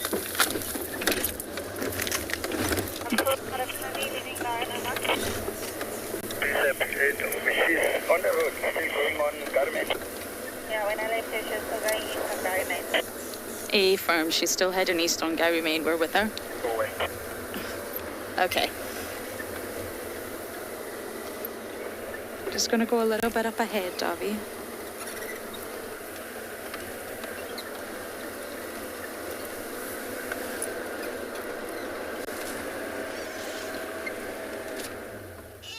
Yes. Hello, girl.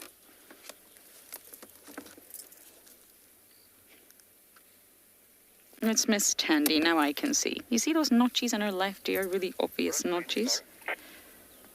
Standing by. Could you confirm the lineup for that Tandy sighting, please?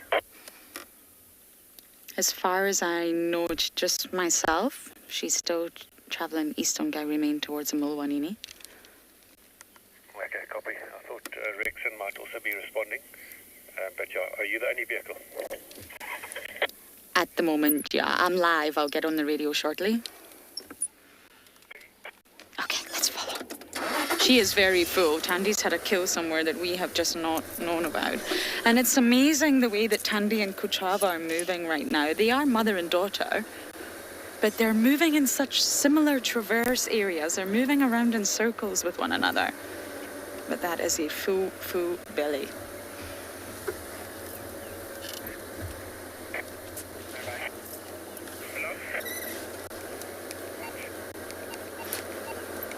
Rexon, do you copy?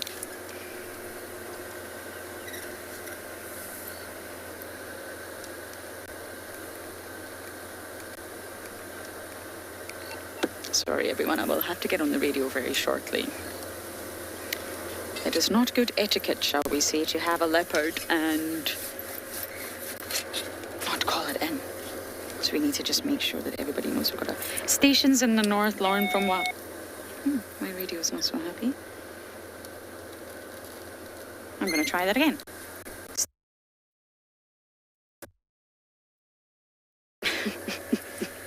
Okay, my game drive's not very happy with me today. Okay, let's stop here and give you some views of a very full Tandy. Okay, let's stop here and give you some views of a very full Tandy.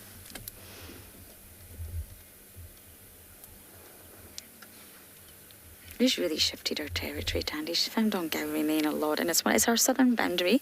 So you can see this is very much an access road. It's not the most attractive road, to be perfectly honest with you. There's lots of power lines, but it's a really good road for animals, especially your leopards and lions. Stations in the... Oh, okay, I give up.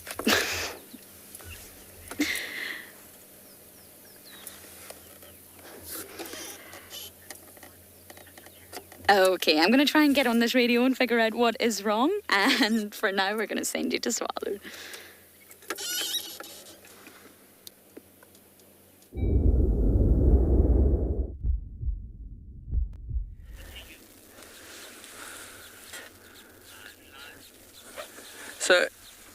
there are quite a lot of birds there. Some Cape turtle doves, and they've been really busy in the tree. They've been drinking, and that Lanner falcon has made 3 attempts, literally went from the one tree to the next tree to the next tree, and he's chased doves across all of them. Still hasn't been successful, so clearly our juvenile Lanner falcon is still learning. But you can see, so the ones with the sort of pinky chests are the laughing doves, and then there are some in there as well with the collar on the back of the neck, which is the Cape turtle doves. I also see a middle of the screen a little Cape sparrow, sort of one of the house sparrows. He's got the sort of like white C across the face. He's in the middle of the screen. But all of them would be wary of the Lanner falcon. It doesn't matter which one he's after, but they all would respond by flying off together. As soon as one bird responds to the approach of the Lanner falcon, everybody else does exactly the same, in that they fly off. They generally don't tend to fly too far. But the doves have been drinking, so you're now seeing they're starting to sort of preen and groom. Sometimes they haven't been sort of washing or bathing. It's not hot enough for that yet. But they have all been down to drink.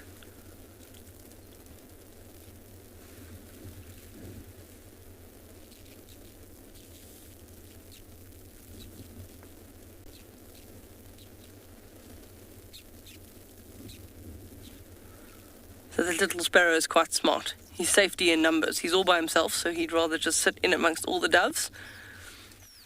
And then when they go down to drink water, so will it.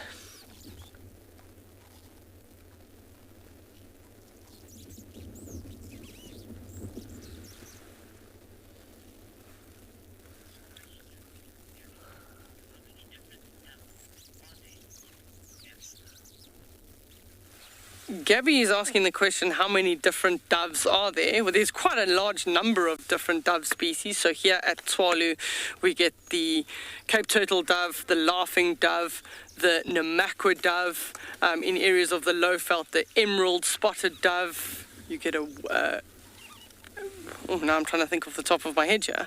But lots of different doves. There's probably about 10 different dove species. I haven't counted them exactly, but I can quickly have a look. But there you can see they're using a nice little area in the water, their little log to land on. They can drink. The water's cleaner in the middle than drinking on the edge. So they will go and they'll land on one of those.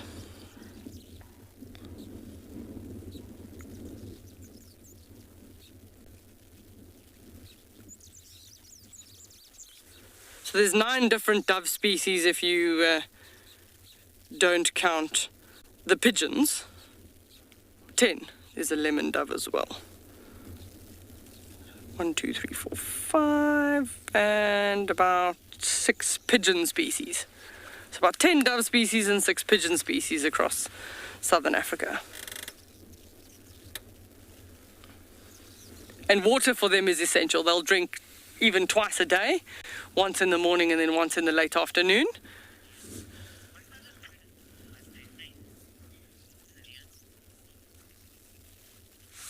Sidian, if I understood the question correctly, was asking what other predators may they face. So other than the raptors like the Lanner falcon, doves have to be careful for jackal, caracal, other serval is predominantly mice, so not a serval. But jackal can catch doves. The jackals in the Kalahari are actually very good at the edges of the water holes trying to catch either doves or the sandgrouse. They've recorded many occasions where the jackal will literally rush at the sandgrouse, and because there's a large flock of them flying away from the water, they are successful in catching them.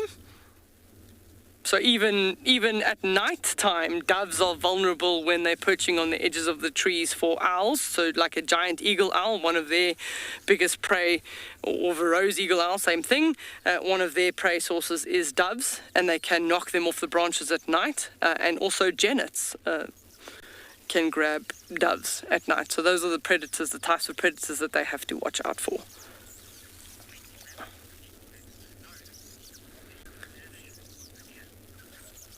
So it sounds like Lauren has regained visual of her cat, so we're going to send you across there.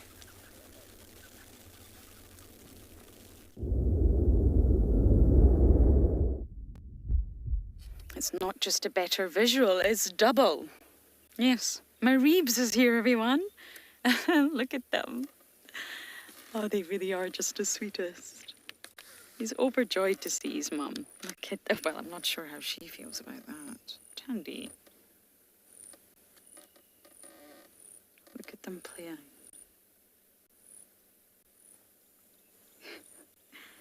Look at the Tandy smile. Never fail. She is very affectionate with them, though, of course she is. Oh, it's so lovely to see them. And luckily, they're now on Chitwa, which means that we're the only vehicle. And others will join, of course, so I'm just going to keep my radio up. And she's headed south off of Gowrie Main. So they're back on Chitwa, which is really, look at that, which is actually really quite normal for Tandy now. Chitwa seems to be her new spot, if you like. Pardon the pun.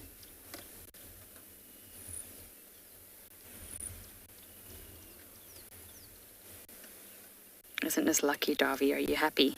So happy. He's so happy.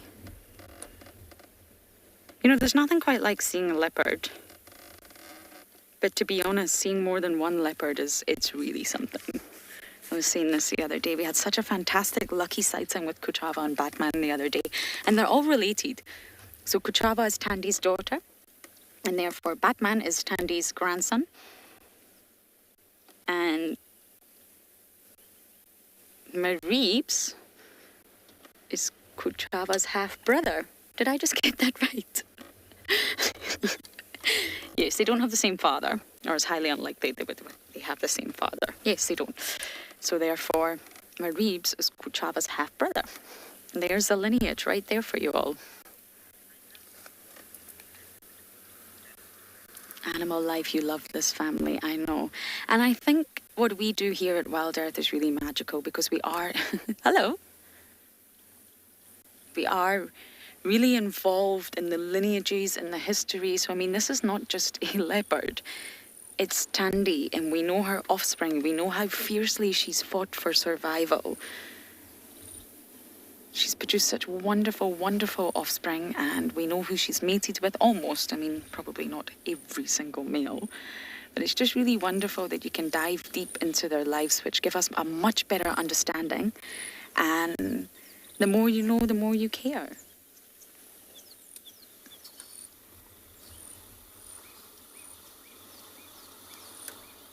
But this is the Mulwanini, and not the Mulawati, the Mulwanini, and we often find them here. Believe it or not, about 15 minutes ago, Davi and I drove this road.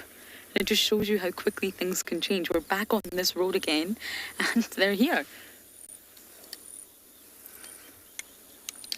Elvis, come in. Are you happy to take over the sighting?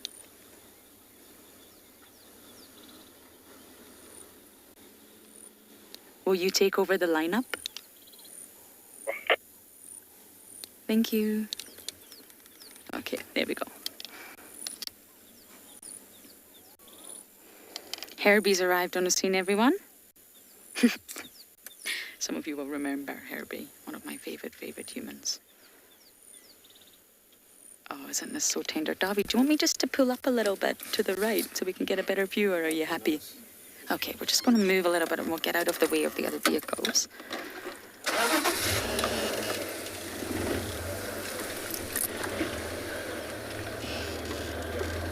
Okay, it's happy here.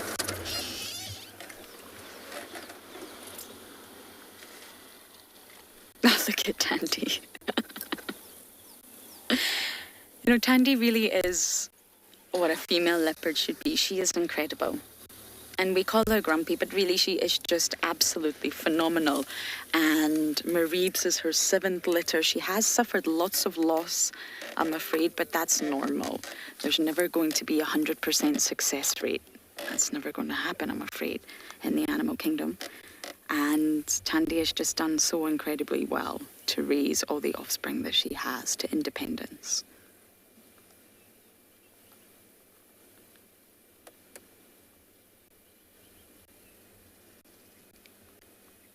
just going to let you enjoy this for a moment.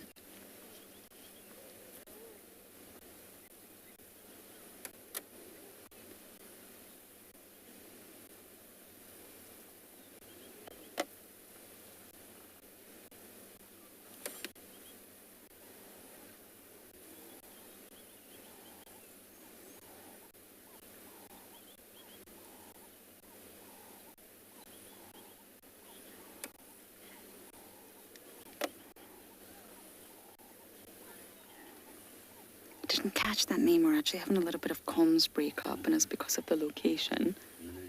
And you're asking how long is it until Reeves is on his own? Well, he's a year now.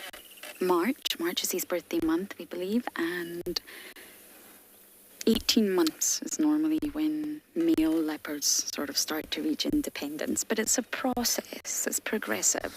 It's not a case of just waking up as soon as it's your 18-month mark birthday and you decide to leave.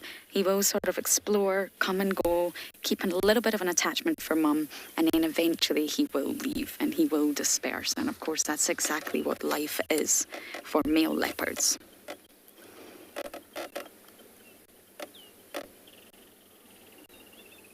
Dispersal is important for so many reasons. It's not beneficial in any way, shape or form for them to stay in their natal ground.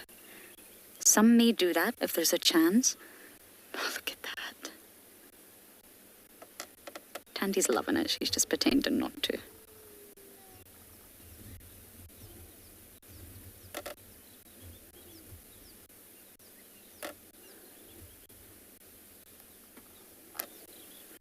It's actually quite remarkable now that I spent some time with aka Batman, how much bigger he is than Reeves. Reeves is still quite petite compared to Kuchava's son. There's a 4-month difference.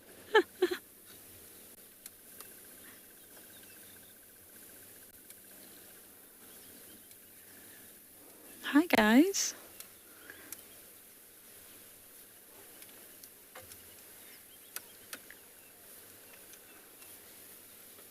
Oh, Tandy, we do see you.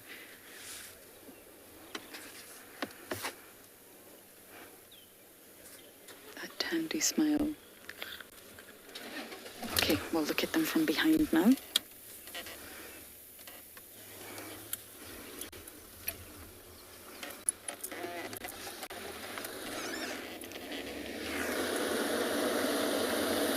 Okay, we're going to get a little bit blocked here by vehicles, I'm afraid.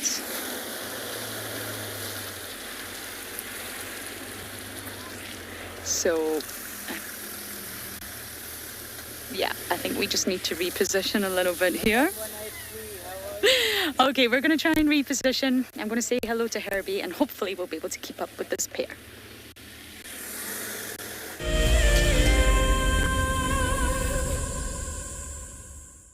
There are millions of people and animals around the world that call forests their home.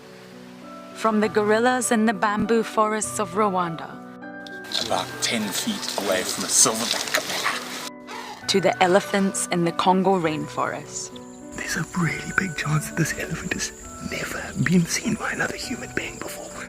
This World Wildlife Day celebrates forests, forest species, and the countless livelihoods they sustain. Being a safari driver requires some serious multitasking ability. You've got to be able to talk, look at the road, steer, and occasionally get the vehicle into the right gear. Do not crash into any trees. Oh, that's a dozy. Just jump into the car and hope for the best, and you'll see where it takes you. No, I'm just kidding. I'm surprised they're moving as fast as that didn't go well. Who is the best driver? Well, me, of course, although some of the cam ops might disagree. My name is Ross, and I'm a field guide at andBeyond Phinda Private Game Reserve.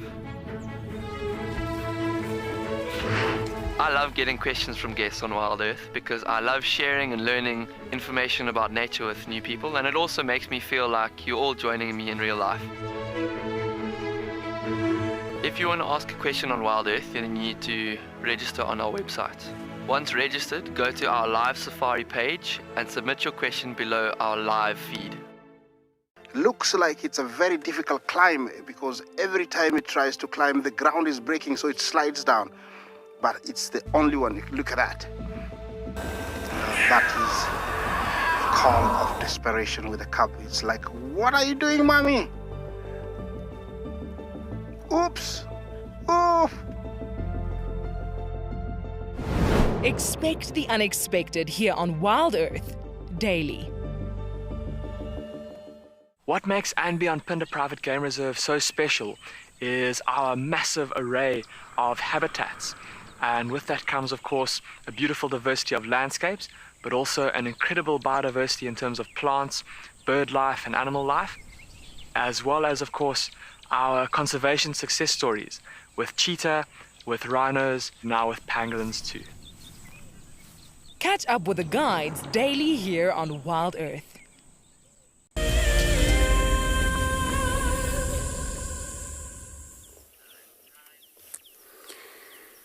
Alright, so we gotta talk about grasses. So we're looking at it's called red grass or a wild oat grass, which is the most common grass in a field, especially in a low field, high nutritious for animals to use them or eat them. Prefer these grasses to eat them, especially rhinos, buffaloes and or elephants.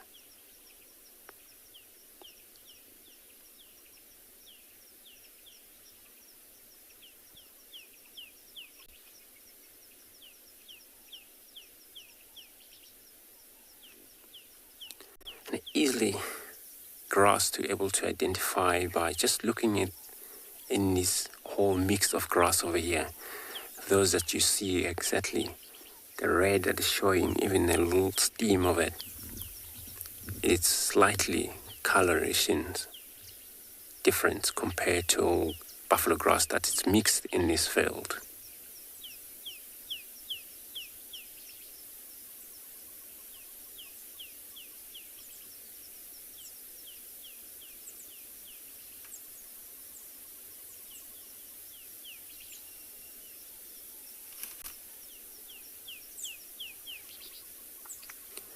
So, a nutritious is considered of the most available grazing grasses in this area. It's very sweet. They mainly grow around where the soil is slightly rich, dark.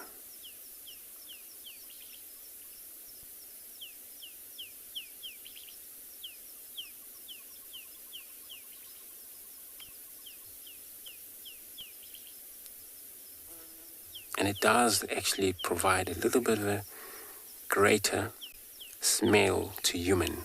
Also, that's why maybe the animals love it so much.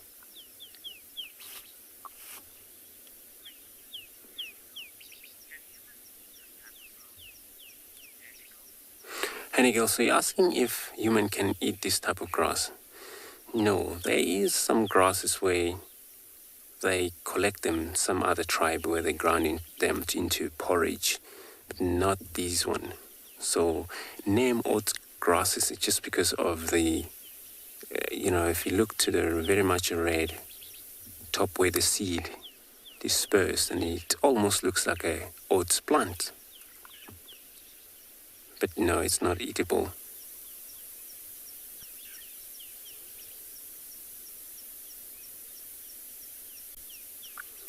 Where local, we use that in the older days as a thatching grasses, but never the same. Where thatch grasses is taller, most yellow, where this is red, but they would go out to the wood, collect grasses like this. And it comes very much rare wherever the grasses grow, because everybody would aim in the same direction to go collect it, to do roofing.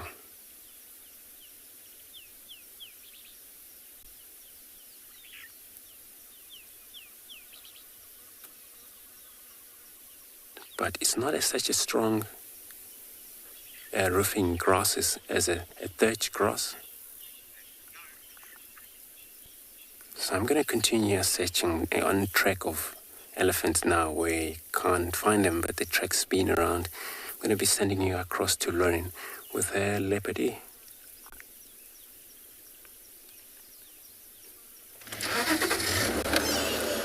Now we've got them walking towards us, so we're just going to reverse a little bit out their way. I'm never a fan of blocking an animal's path, and I didn't park very well there. So I've now completely moved out the way. I think there's space for others, and they're walking toward... Oh, Tandy. This is the fattest I have seen Tandy in a very long time. She is huge. What did you eat, my dear? Something very large. Oh, look at them. They are just the best pair. Tandy, he loves you.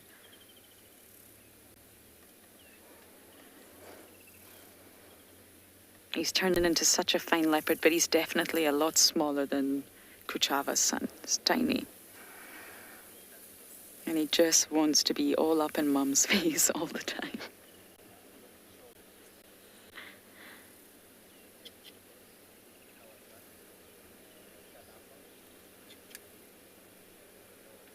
I don't really know what to say except smile. The sun is shining and I have two incredible leopards next to me.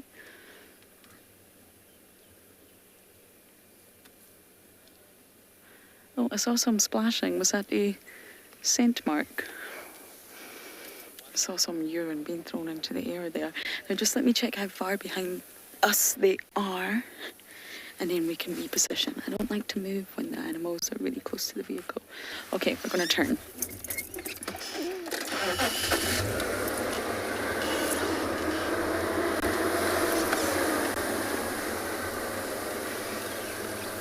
Redneck, you're asking?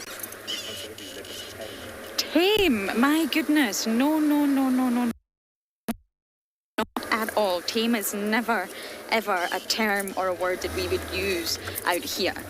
It really must be stressed that all the animals are completely wild, and we're just visitors. And I think sometimes we all forget that. Even when we're in the ocean, diving or snorkeling, we forget that we're just a visitor. This is the animal's domain. This is a wild environment and an ecosystem that really does have to be protected. And that's why there's rules in place.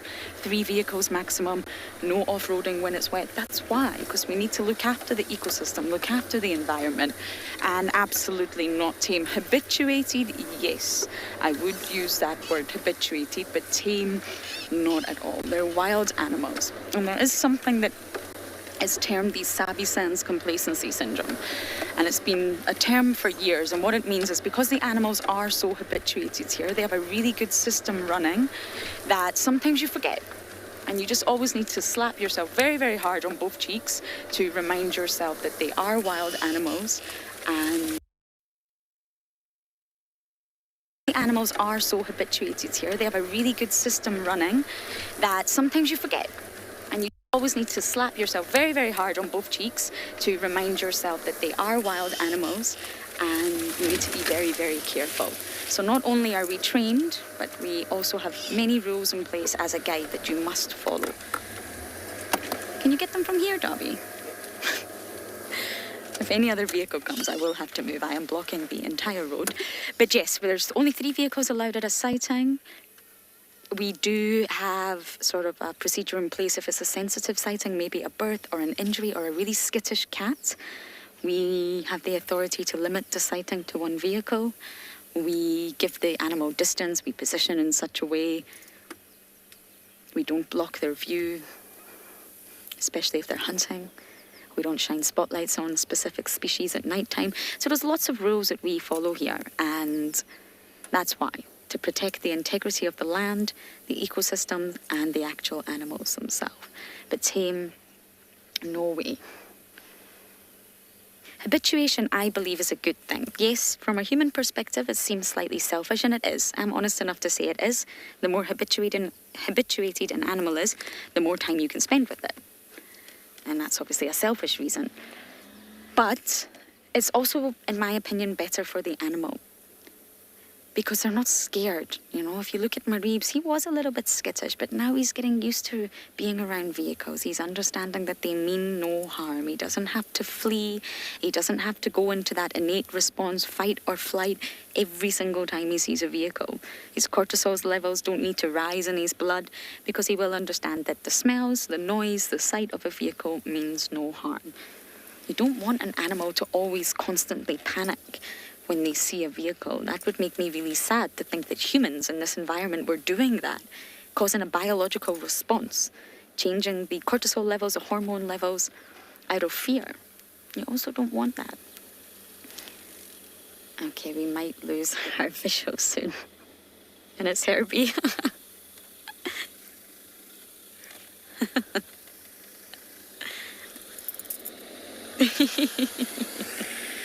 How can you be angry at that smile? I do not know.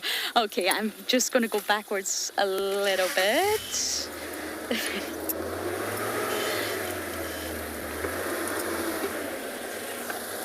Are you leaving? Yeah. Bye, Herb. I found you leopards this time. I know. Okay, now I'm just going to get into a better position. Darby, can you work with this? Okay, there we go. It's not easy finding leopards on a access road. It's very busy, lots of traffic. And look at them just positioned in the shade. It's getting unbelievably hot now. I mean, it's 9 o'clock in the morning and wow. But I'm not going to complain.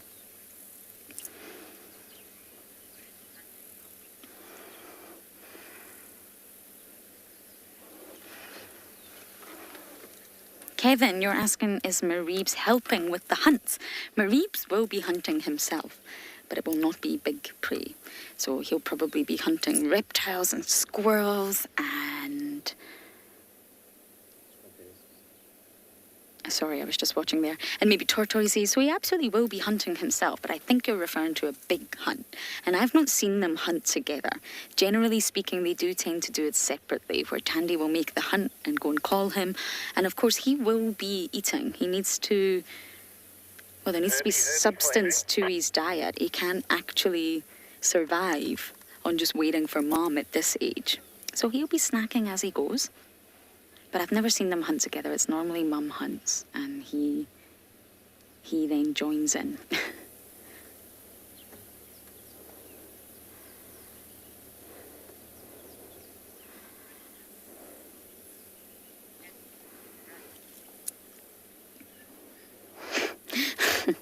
Poppy, that's a great question. My favourite question so far. You would think not, wouldn't you? It's a rather bulbous belly. I know the feeling, Tandy. I really do. But she will be able to run, absolutely. Otherwise, she would be in a lot of trouble if she was that full and she wasn't able to escape danger. So although she looks terribly full, she will be able to run. It may not be comfortable, but she will be able to run. Okay, we're in that tricky spot again where we are going to have to reposition. We're right behind Davy. What a morning this has turned out to be. Yep, they're far enough away from me to move. Now I'm just going to give space for everybody else. And then we'll try and catch up with them.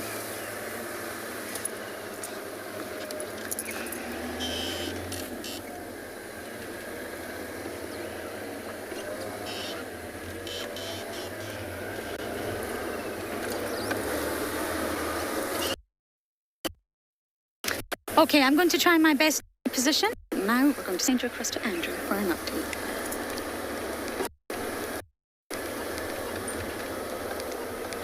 Eating.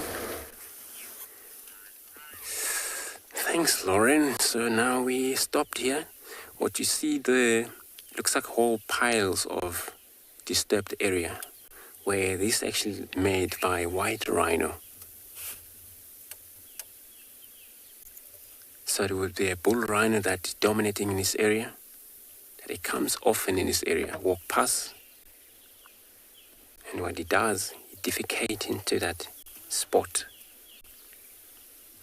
While he does that, he kicks this dung into a pile. It looks like somebody went there with a rake and fixed around, but not.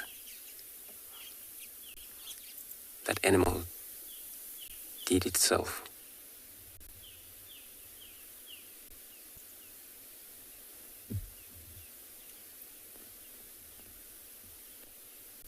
It comes very much very nutritious compost afterwards. Those are other side of this median. It's all the dung that are all just compost. The plants just grow on top. Fungal will grow there around. As you can see sometimes also on all the elephants down, it happens.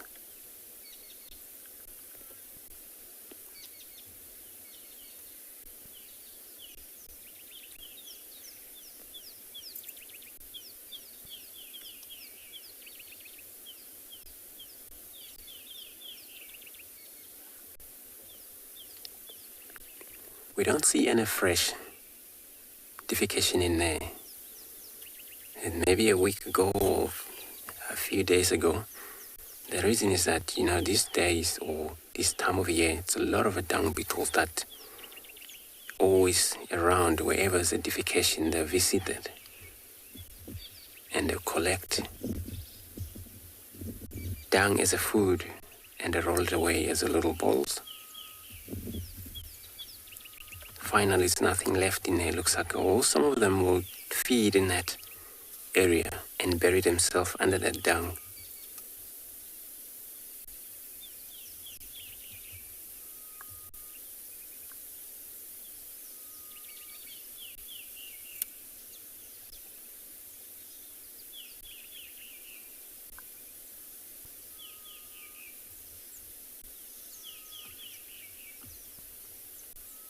So the species of rhino, it's a square-lipped rhino, wide rhino.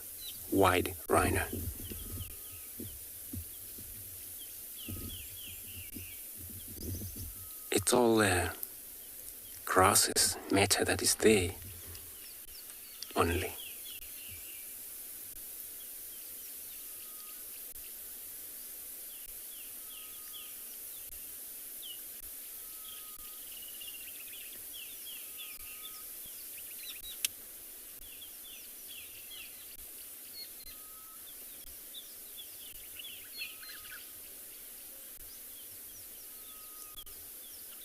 For black rhino, which we don't have many of a black rhino around, but the identification comes pretty much twigs.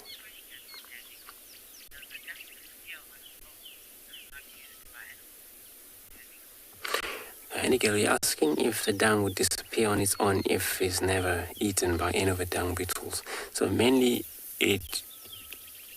for example, in the winter where there's no existence of any of the beetle flying around, they all hibernate on some of the time, and these dungs will remain, and they all see piles of dung, even those of buffaloes. Every time you drive, you see all piles of dung still remaining for over a month, even though they dried out.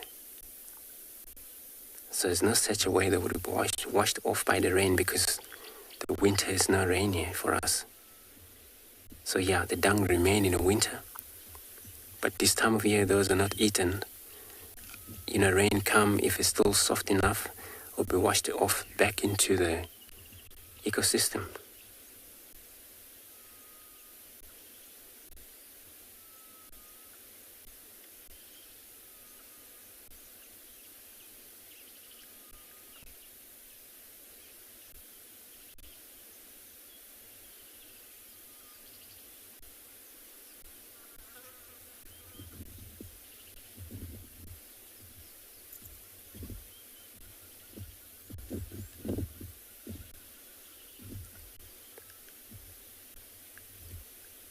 And this rhino would have a lot of these places like this, not only that. So that dominant bull rhino, he would set up his own territory, boundary, where he always visit.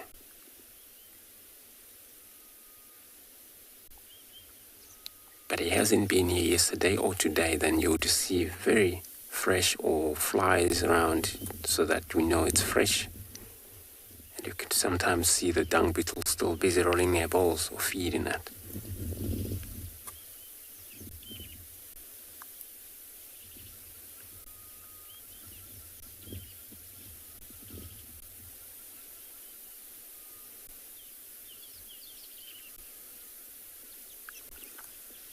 So we won't move checking around here.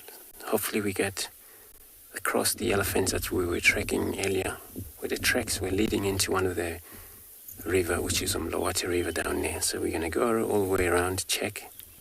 May go via Pas, Gari Dam there. See what is there for us.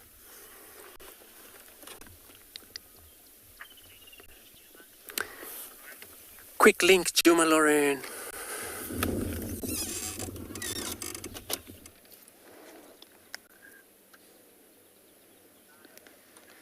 We have repositioned again. They're not making it easy for us, that's for sure, but they're still strolling along Gowrie Main quite happily together in the mid-hot day. Well, it's not actually midday, but it feels that way. And it's lovely to see the size comparison between them both. He's still smaller than her, but it does give you a good indication of how male leopards outgrow their mothers very quickly. I would say Batman, and I know that's not his name, but I don't really know what else to call him right now, is much bigger than Kuchava. He could probably actually kill Kuchava. That's how powerful he will be at that stage. And very soon, in under 6 months, I think Mr. Mareebs here will be a lot bigger than Tandy, although Tandy's belly is ginormous, shall we say. She's a very petite little leopard. Very slim, very short, just a petite little female. Okay, once again, we're going to have to navigate here. I think I've got enough space to do a U-turn.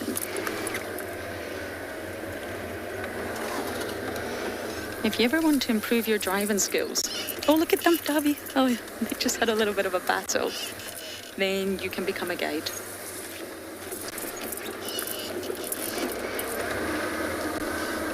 My father still doesn't believe me, but I can assure you my driving skills have improved a tenfold since working out here.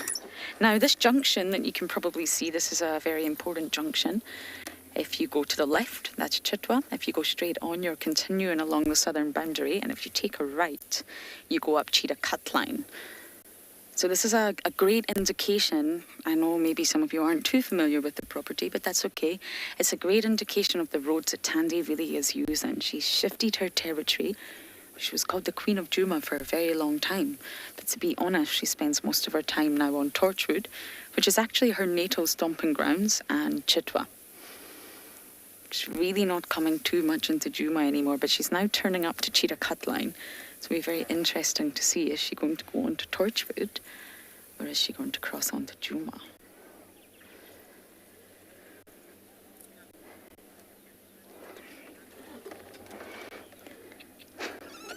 Okay, we're just going to go forward here. Do you want to go? It's a bit of a traffic jam.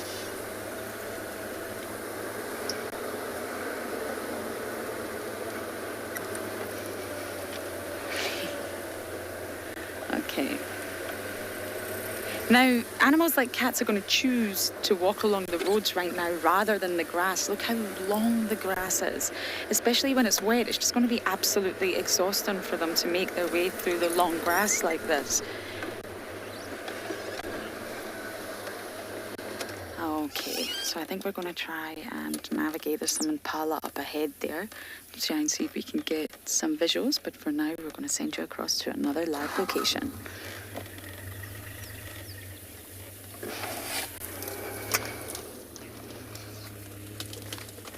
Okay, we are not going anywhere. You're sticking with us. Bear with me.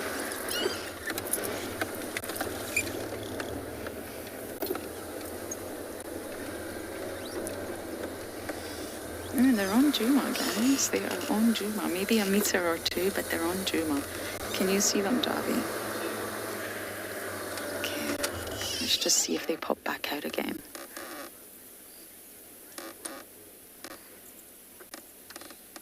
Yes, if you look at the height of the grass, you're going to spend more energy trying to walk through this vegetation, and you're going to get wet, and you're going to get ticks, rather than just walking on the roads. So of course they will walk through the long grass, but when you think about it, it's really, really not as easy as it would be when the grass is short, or to walk on the roads like this.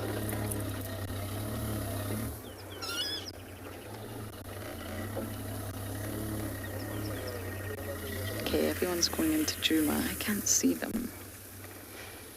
I think they're actually walking down the fire break.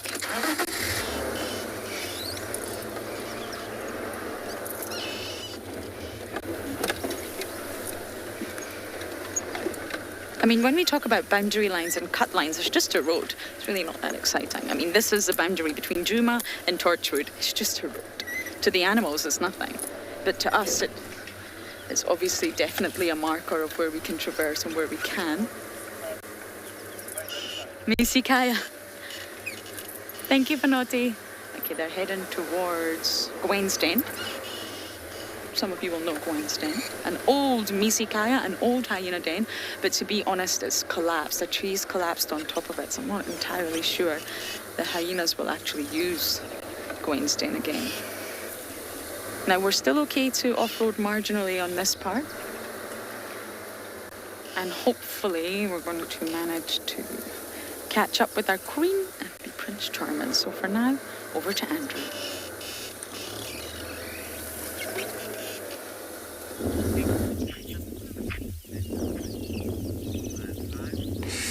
Good luck, Lauren. Good luck, Lauren. We got a small bird over here. It's called a ratback shrike. Sitting on that very dry branches.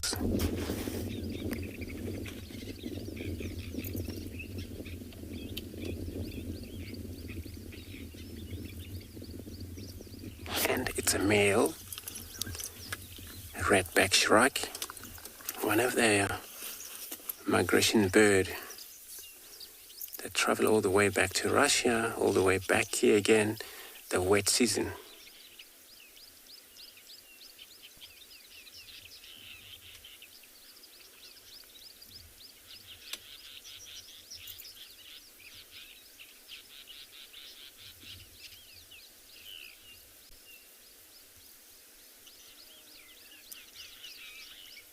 It's on his hunt.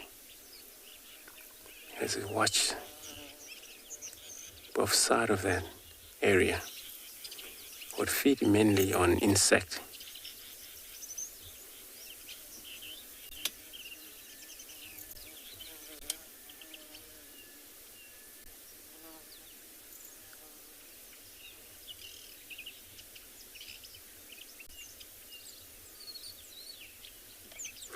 So the female on the belly's got a different kind of a little band, stripe.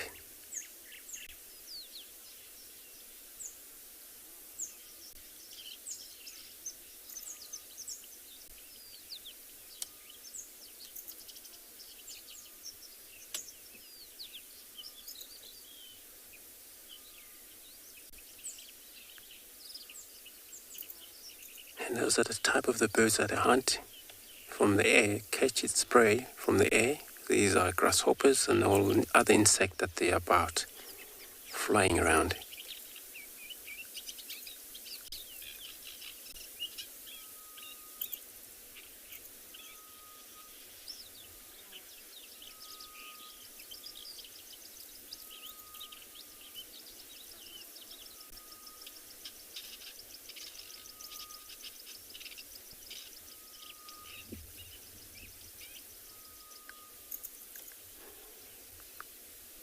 What am I hearing on the background?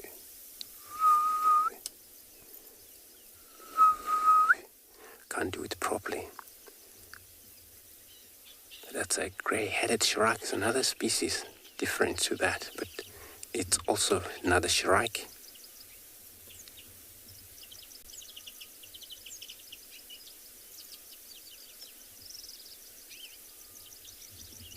So that it's more louder than this one. We got it right here.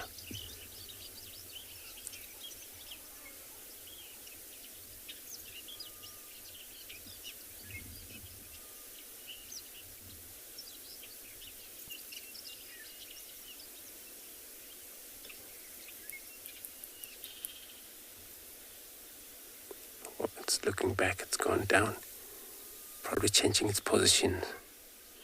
They mainly come back to the same area every year. So I'm gonna leave this bird. I'm gonna carry on, search around here. Can't wait to come across or a beautiful grazing. Just hoping to find them do that, do anything.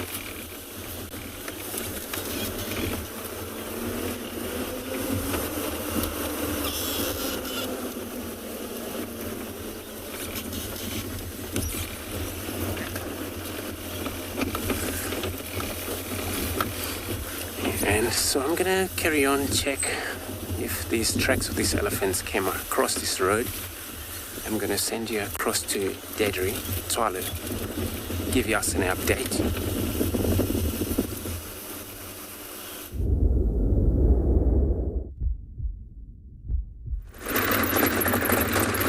So welcome back to Tswalu. We're just on one of our roads that's relatively corrugated. It's quite a well-used road. And we're just driving back through the dunes. We've left the concrete pan. We're sort of heading back in an easterly direction and seeing what we can find. But now, in these dune streets, we're typically looking for wildebeest, gemsbok, eland again, maybe some springbuck. And yeah, as we go, they're definitely going to start heading into the shade.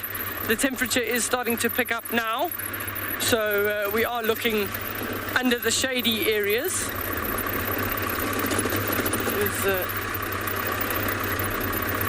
We just got to dodge all the ground crickets. Well, now they've changed their name. So now it's no longer an armoured ground cricket, it's now an armoured ground katydid, apparently. And that's the reason being is that they don't jump as much as crickets. So maybe if I do that, BK, then you can focus on the two of them. They're having a bit of a squabble on the road there. I can show you what is now an armoured ground katydid. So they are cannibalistic. If one of the individuals, which unfortunately on the roads, just the sheer volume, there are some that don't make it, they're gaining salts and proteins by consuming their previous individuals. So extremely long antennae.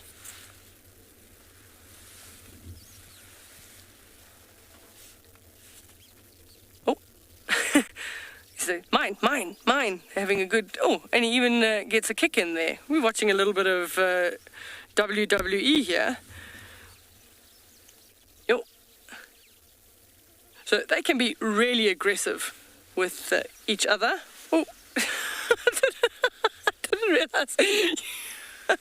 So I'm going to show you here, I'm going to ask BK to zoom in. So this side, I'm going to put him on, but Steph gave him to me, and I didn't realize the armoured ground cricket. I thought he was going to say, well, show them the beautiful Indigofera, and then suddenly something was biting my fingers. Ow, ow, you can go and bite the Indigofera. So if I hold him still there, you can see him. So beautiful pink flower Indigofera. So they also do eat leaves, these armoured ground crickets, and if we zoom in on the area just above the head there, you can actually see the armour. Is what they would call, so I'm going to just turn him around, sorry BK. He's, ow, ow, ow. They do have quite sharp little jaws. He is quite a busy chap. So they also vary in colour. So you see them sort of a pink-red. Unfortunately, this one's right in the sun, so probably not the easiest to see. But the coloration amongst them actually shows them whether they sort of ready to breed as females or not, and as they grow and they get bigger and a little bit more experience, then they slowly do change colour. So amongst the ground crickets, they can tell almost sexual readiness depending on the colour. Oh.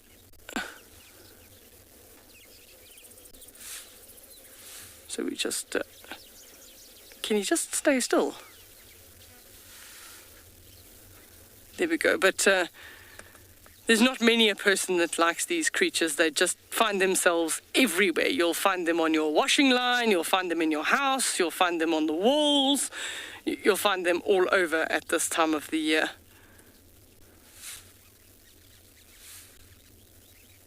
But if they approach from the side by a predator, they will exude a liquid, which is actually like it's called the hemolymph. They actually exude almost some of their own body liquids out to repel a potential attacker. Just a really, really interesting creature. But yeah, the reason that they've now put them as katydids as opposed to crickets is because they don't jump as successfully as a cricket. Sorry, I'm the one that's doing the shaking here. It's not BK, I promise. He's going to get to the end of the branch and then there's a bit of a problem. But incredibly good climbers, and we do notice that they do tend to go up into the trees and top of the vegetation in the late afternoons. So I do think that they definitely don't like the colder temperatures at night. So they do tend to try and get off the ground where there's going to be sort of a layer of dew. I'm just trying to see if I can turn him that way. Sorry, BK. That's probably easier if I put it down. There we go.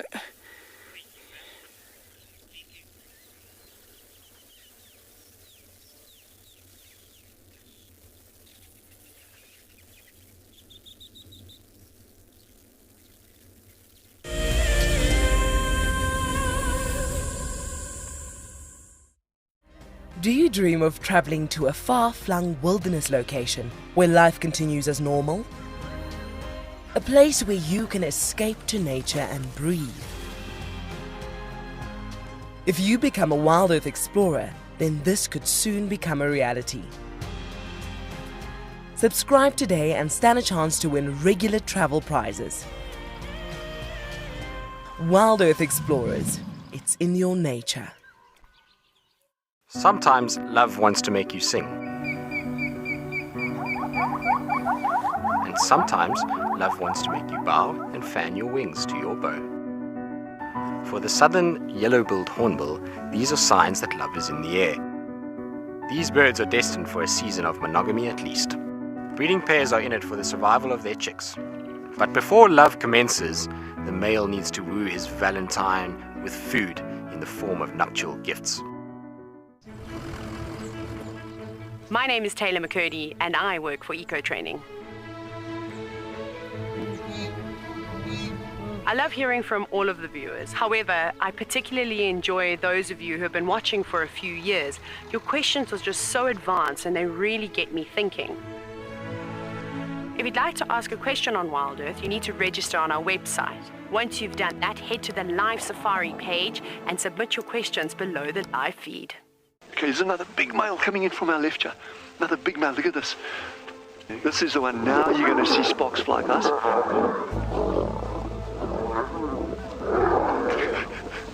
Guys, it doesn't get better than this, eh? Yes, unbelievable. Africa, I love you, eh?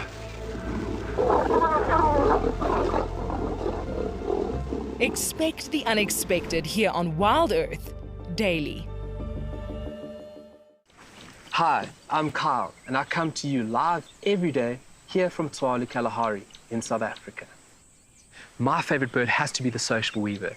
The enormous nest that they create, their survival tactics to inhabit these harsh and unforgiving environments, and as well as their complex social arrangements is truly remarkable. And the interconnectedness with the ecosystem shows us that we are too. Catch up with the guides daily here on WildEarth.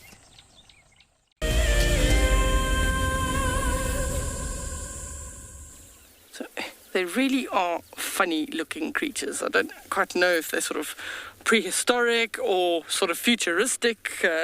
Tell us what you think what they look like, but they are quite creepy, just the way that they walk. They're definitely not fan favorites, but they are just amazing creatures to watch. And also, just because they're so large, you can actually get to see those sort of working mouth parts, sort of those legs. He's busy chewing the leg of his friend that was no longer in the road. You can just the leg moving up and down.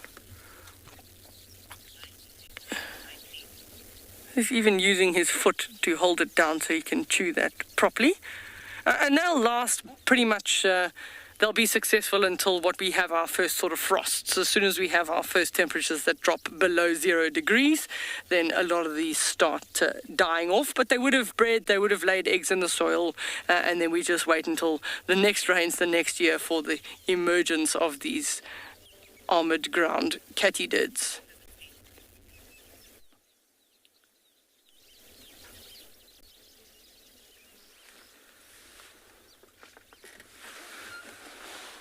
So we pretty much, that's the end of our drive today. So thank you very much for joining us and all the other properties.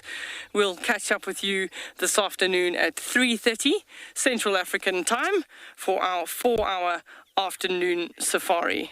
Remember that you're enjoying all of this live with us.